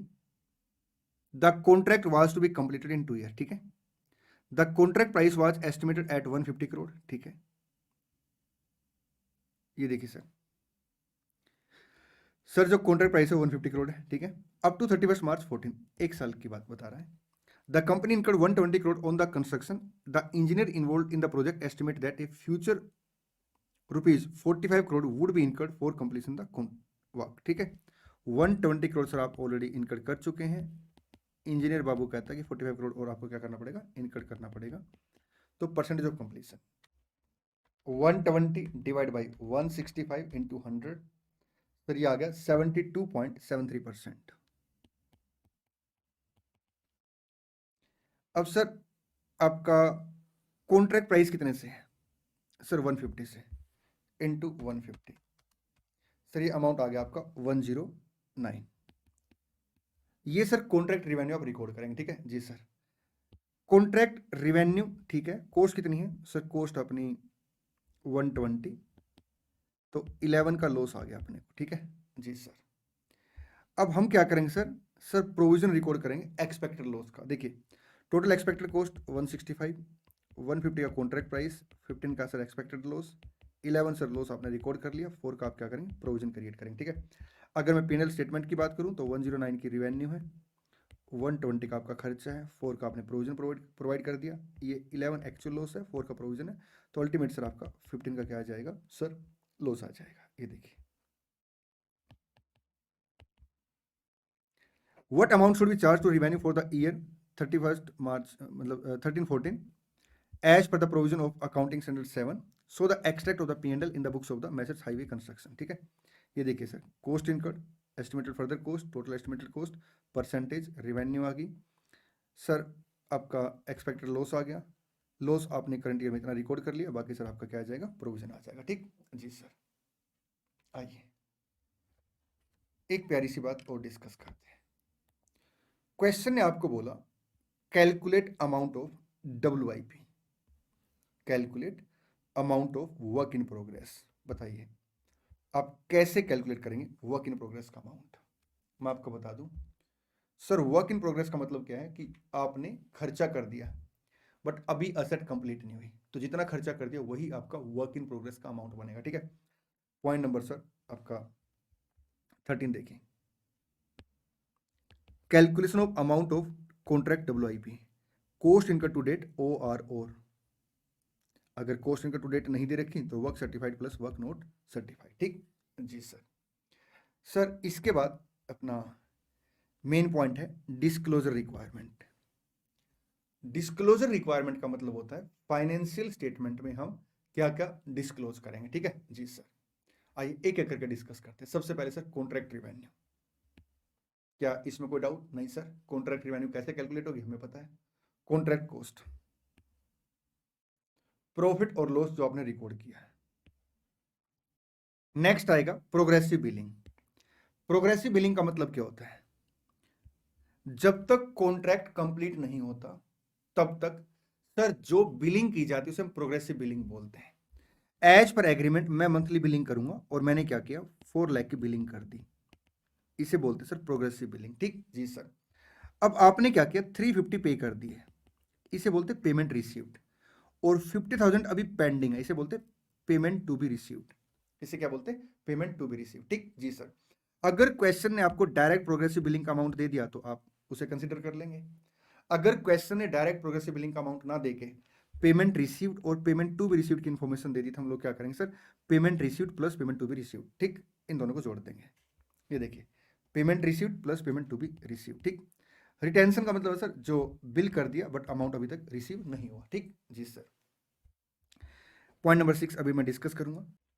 Security deposit, अगर कॉन्ट्रैक्ट में सर कुछ पैसा डिपॉजिट किया गया है, सिक्योरिटी डिपॉजिट, ठीक जी सर, कौन से मेथड के बेस पे सर आप रेवेन्यू रिकॉर्ड कर रहे हैं, और स्टेज ऑफ कंप्लीशन सर आप कैसे कैलकुलेट कर रहे हैं, कॉस्ट मेथड है आपका, लेबर आवर मेथड है, या सर्वे रिपोर्ट है, ठीक है।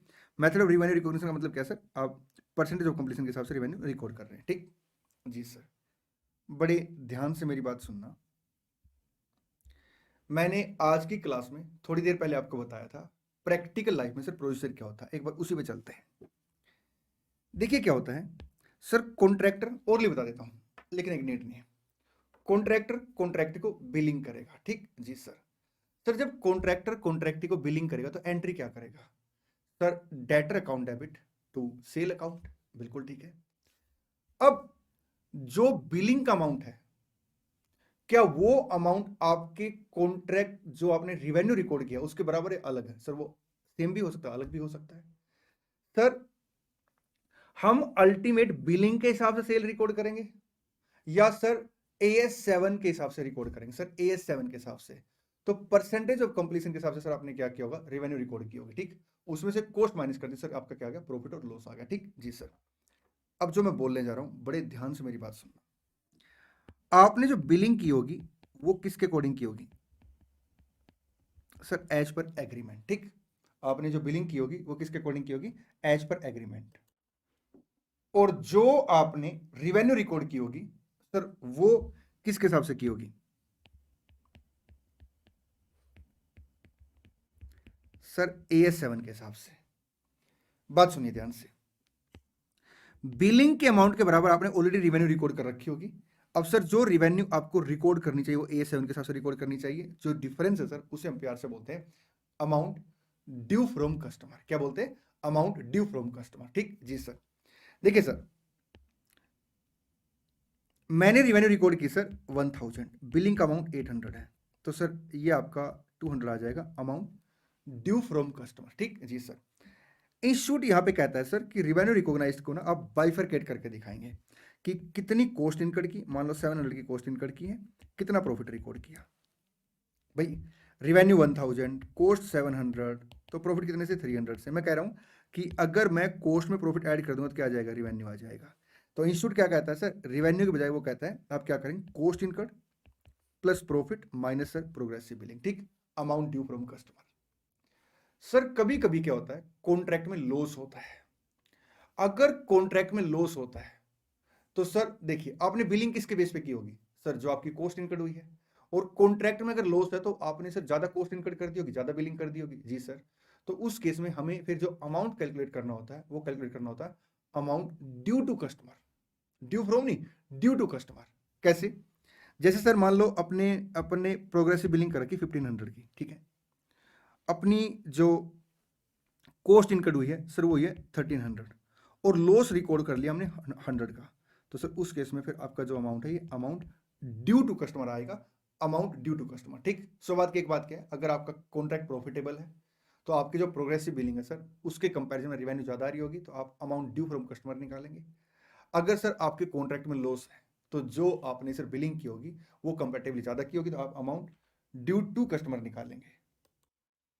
बाकी इस कॉन्सेप्ट को मैं क्वेश्चन में और डिटेल में एक्सप्लेन करूंगा। देखिए क्या लिखता है, point number 12, calculation of gross amount due from oblique to customer, contract cost plus minus recognise profit minus loss, ठीक है भाई। कॉन्ट्रैक्ट कॉस्ट में प्रॉफिट है तो ऐड कर देंगे, लॉस है तो माइनस कर देंगे, ठीक जी सर। मतलब रिवेन्यू आपकी अगर ज्यादा है तो प्रॉफिट होगा, रिवेन्यू कम है इन कंपैरिजन टू कॉस्ट तो लॉस होगा, ठीक। Minus progressive billing, progressive billing का मतलब क्या है, जो आपने बिलिंग का अमाउंट किया, ठीक जी सर। आइए मेरे साथ साथ बोलेंगे हमें क्या क्या डिस्क्लोज करना। सबसे पहले कॉन्ट्रैक्ट रिवेन्यू, फिर कॉन्ट्रैक्ट कॉस्ट, फिर प्रॉफिट और लॉस रिकॉग्नाइज्ड ऑन कॉन्ट्रैक्ट, ठीक जी सर। उसके बाद सर प्रोग्रेसिव बिलिंग, उसके बाद सर आपका आएगा रिटेंशन मनी, उसके बाद सर आपका आएगा अमाउंट ड्यू फ्रॉम या due to customer,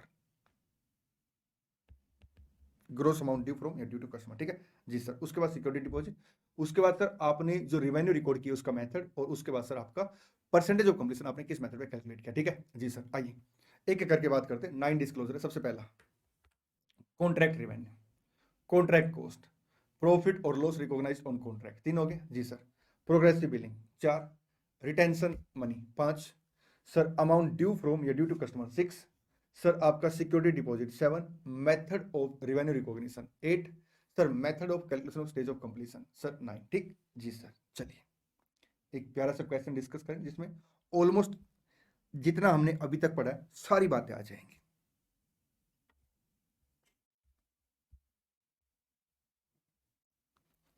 question number 7 पढ़ेंगे।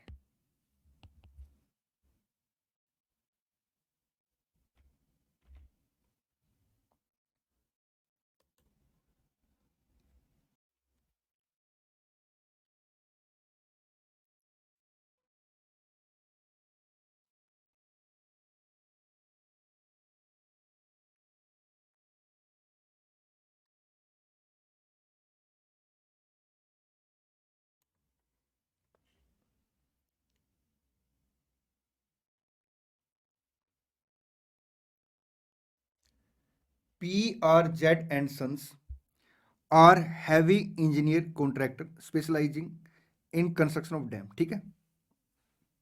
From the record of the company, the following data is available pertaining to the year ended 31st March 12.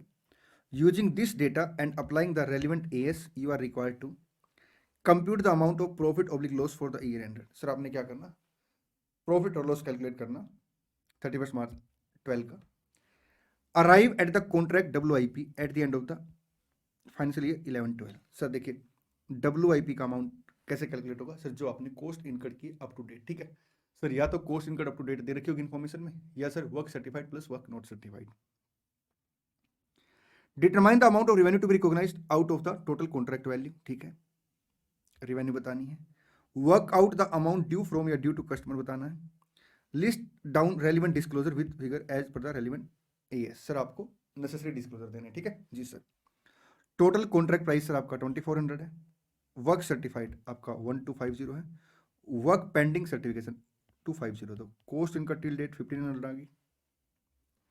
Estimated further cost sir 1750, तो ये total cost sir बन जाएगी 3250। तो expected loss है contract में। Stage wise payment receive, ये payment received आ गई।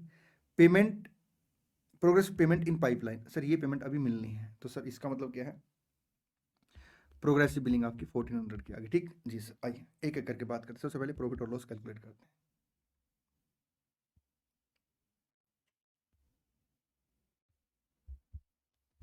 Question number 7 sir, fast track batch में भी आप क्वेश्चन सोल्व करा रहे हैं बेटा? मैं ऑलमोस्ट सारे क्वेश्चन सोल्व करा रहा हूँ, टेंशन क्यों ले रहे हैं आप? हाँ बस आपने क्या करना, होमवर्क के क्वेश्चन अच्छे से करके आने। ठीक है जी सर। आप उनको भी डिस्कस करोगे, मैं बिल्कुल उनको भी डिस्कस करूंगा, और जो क्वेश्चन मैं होमवर्क में दूंगा उनका सॉल्यूशन आपके पास होगा। लेकिन मैं स्ट्रांगली रिकमेंड करूंगा कि आप सॉल्यूशन रेफर ना करें, आप खुद से होमवर्क सोल्व करें। ठीक, फिर हम क्लास में डिस्कस करेंगे, उसके बाद सर नीड पड़े तो रेफर कर लेना। ठीक जी सर। चलिए सबसे पहले रिक्वायरमेंट क्या है, compute the amount of profit और loss for the year ended. आइए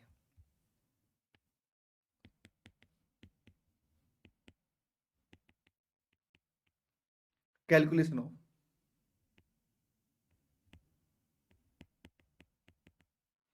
profit minus loss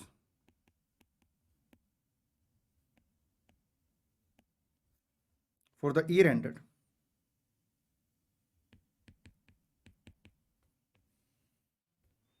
31st March 12। देखिए सबसे पहला स्टेप क्या रहेगा सर, परसेंटेज ऑफ कंप्लीशन। ठीक, ए रिक्वायरमेंट आपका 1 to 3 है ना जी सर, I करके। ठीक है, तो ABC में वर्किंग कर लेते हैं। Stage of completion, stage of completion का फॉर्मूला क्या है,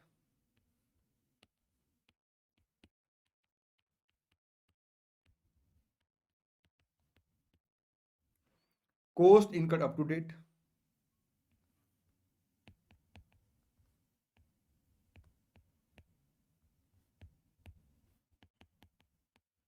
divide by total estimated cost into 100। Sir cost incurred up to date देखिए sir, work certified plus not certified, cost आ गई total, cost yet to be incurred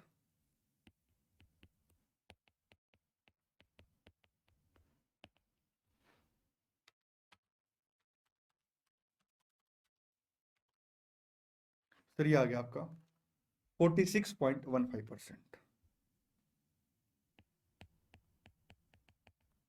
ठीक जी sir.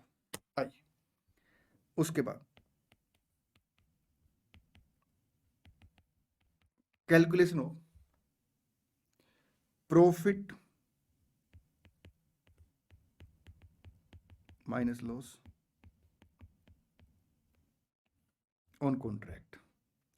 आपका rupees in crore.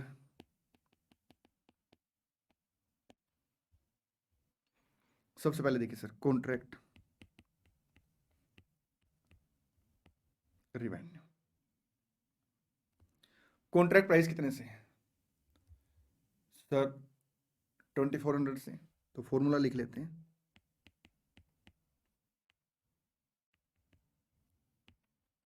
Contract price into percentage of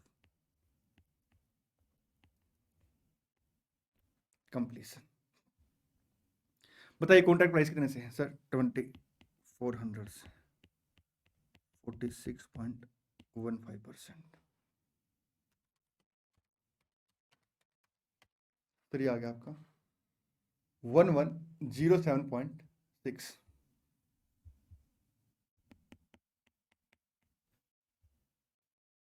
minus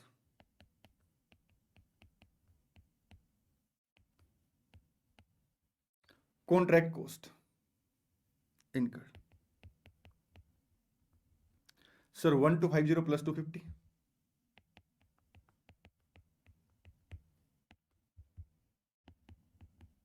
1500 loss recognised on contract.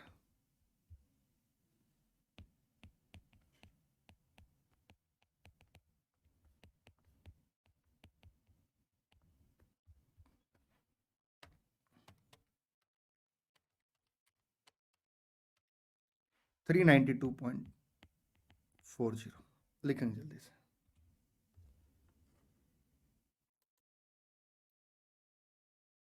Point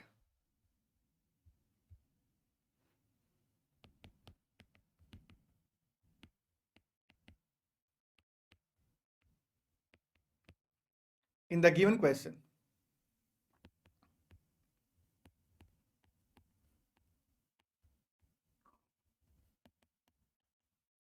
there is expected loss on contract, so entity shall create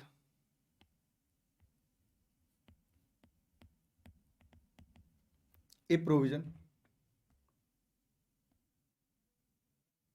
for expected loss, a provision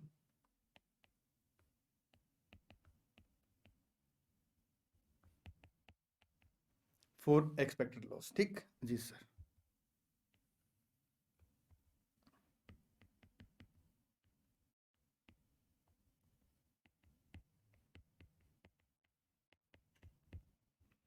expected cost on contract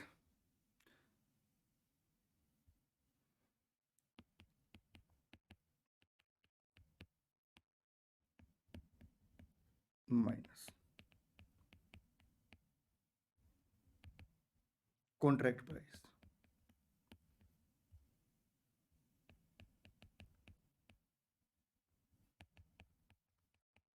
expected loss on contract minus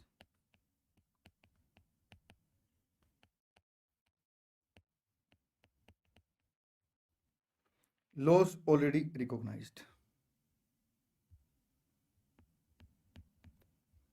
392.40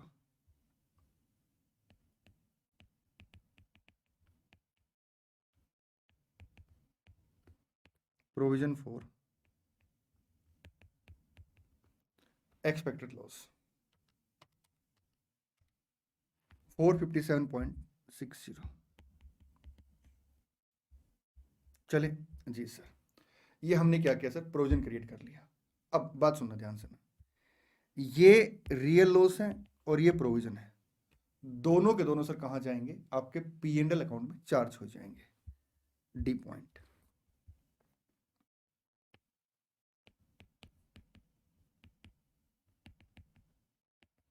calculation of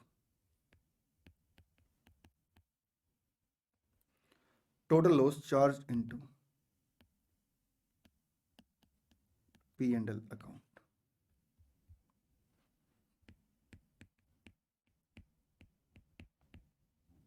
Loss recognized 392.40.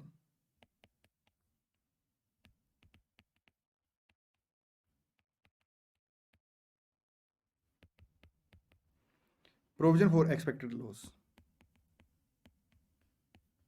Total आ जाएगा 850. लिखेंगे. Second requirement देखिए, arrive at the contract WIP as at the end of the financial year.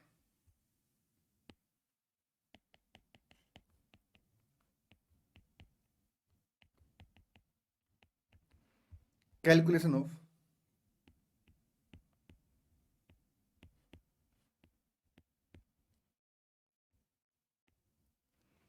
amount of WIP as at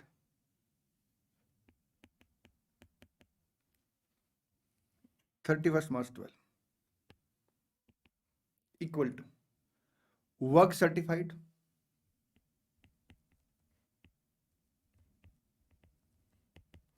plus work not certified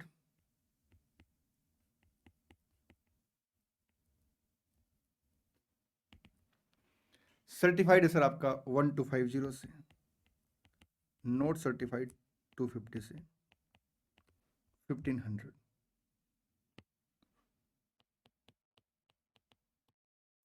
third requirement, amount of revenue to be recognised.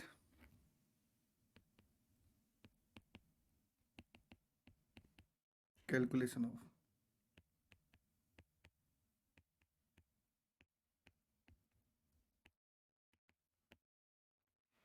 amount of revenue to be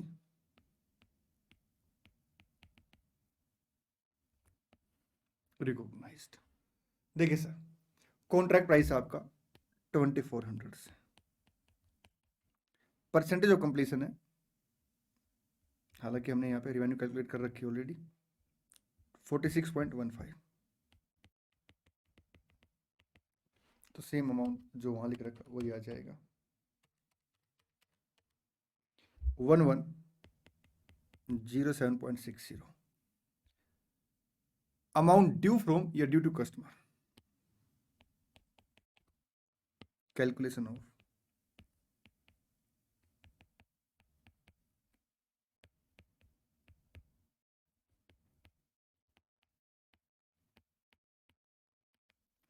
amount due from oblique due to customer.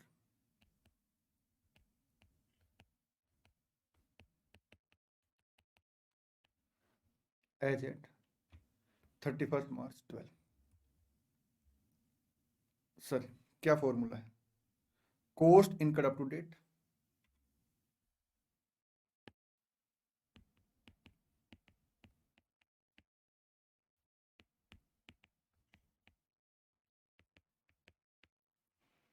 Plus minus आपका profit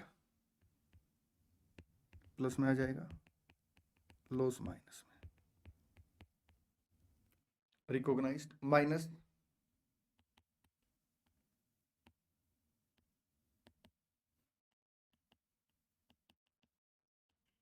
progressive billing. Cost incurred up to date कितने से sir, देखिए 1250 plus 250 1500. Loss है इस बार ना, total loss अगर आप देख रहे हैं तो 850 का रिकॉर्ड किया आपने, 392.4 का सर रियल लॉस है और बाकी आपने प्रोविजन क्रिएट किया है.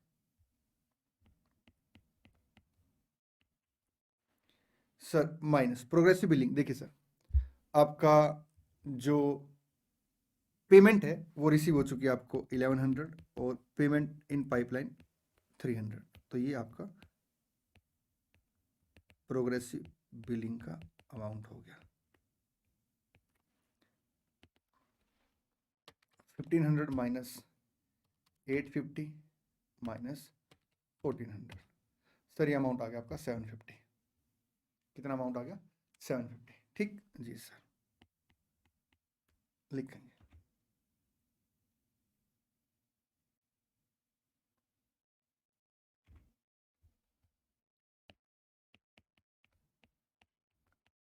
ये नेगेटिव है ना, अमाउंट ड्यू टू कस्टमर, हमने कहीं ना कहीं कस्टमर को बिलिंग ज़्यादा अमाउंट की कर दी। ठीक है जी सर, चलिए नेक्स्ट रिक्वायरमेंट है disclosure requirement. Disclosure requirement,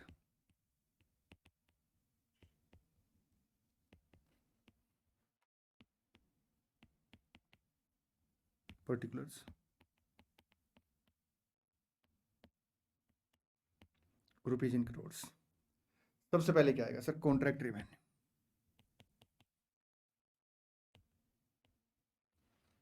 ABCD कर लेते, ठीक है।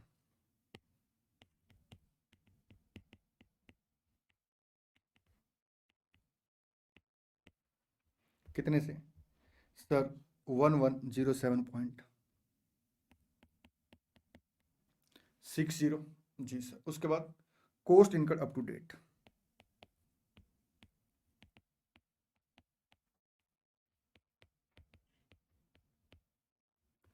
कितने से सर? 1500 से। इस बार लॉस रिकॉग्नाइज्ड है,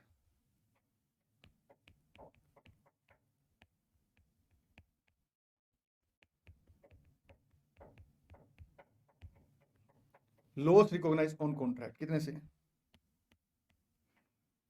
सर? 850 से। Progressive billing,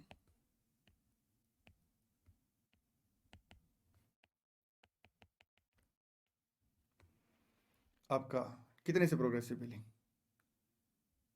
sir? Progressive billing है 1100 प्लस 300, 1400। उसके बाद क्या आएगा सर? आपका रिटेंशन मनी,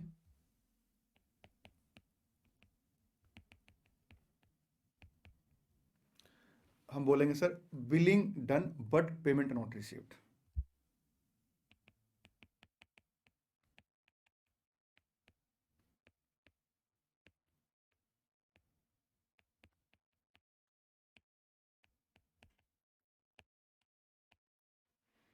$300।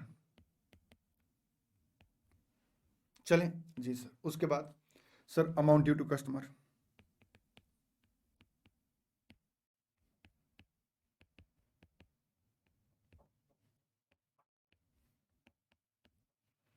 इसके बाद अगर आप देखेंगे तो सर क्वेश्चन ने हमें सिक्योरिटी डिपॉजिट का अमाउंट नहीं दे रखा। उसके बाद हम लोग क्या करेंगे sir? Method of revenue recognition,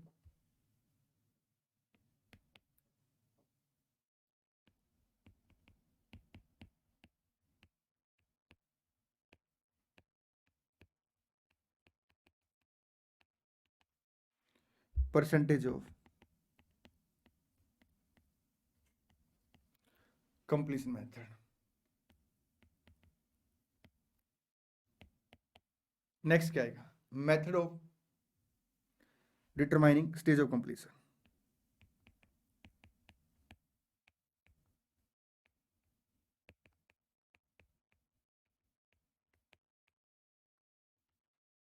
method of determining stage of completion,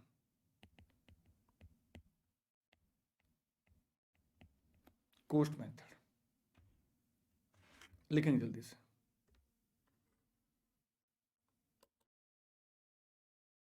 चलिए मेरे प्यारे प्यारे बच्चों, कुछ प्यारे प्यारे से क्वेश्चन आपको होमवर्क में दे दें। जी सर, बेटा आज हल्का सा होमवर्क ज़्यादा रहेगा क्योंकि लास्ट क्लास में होमवर्क नहीं दिया था, तो 2 क्लास का सर इकट्ठा हो जाएगा, लेकिन बहुत ही आसान क्वेश्चन होंगे। 8, 9, 11, 12, 13, 14,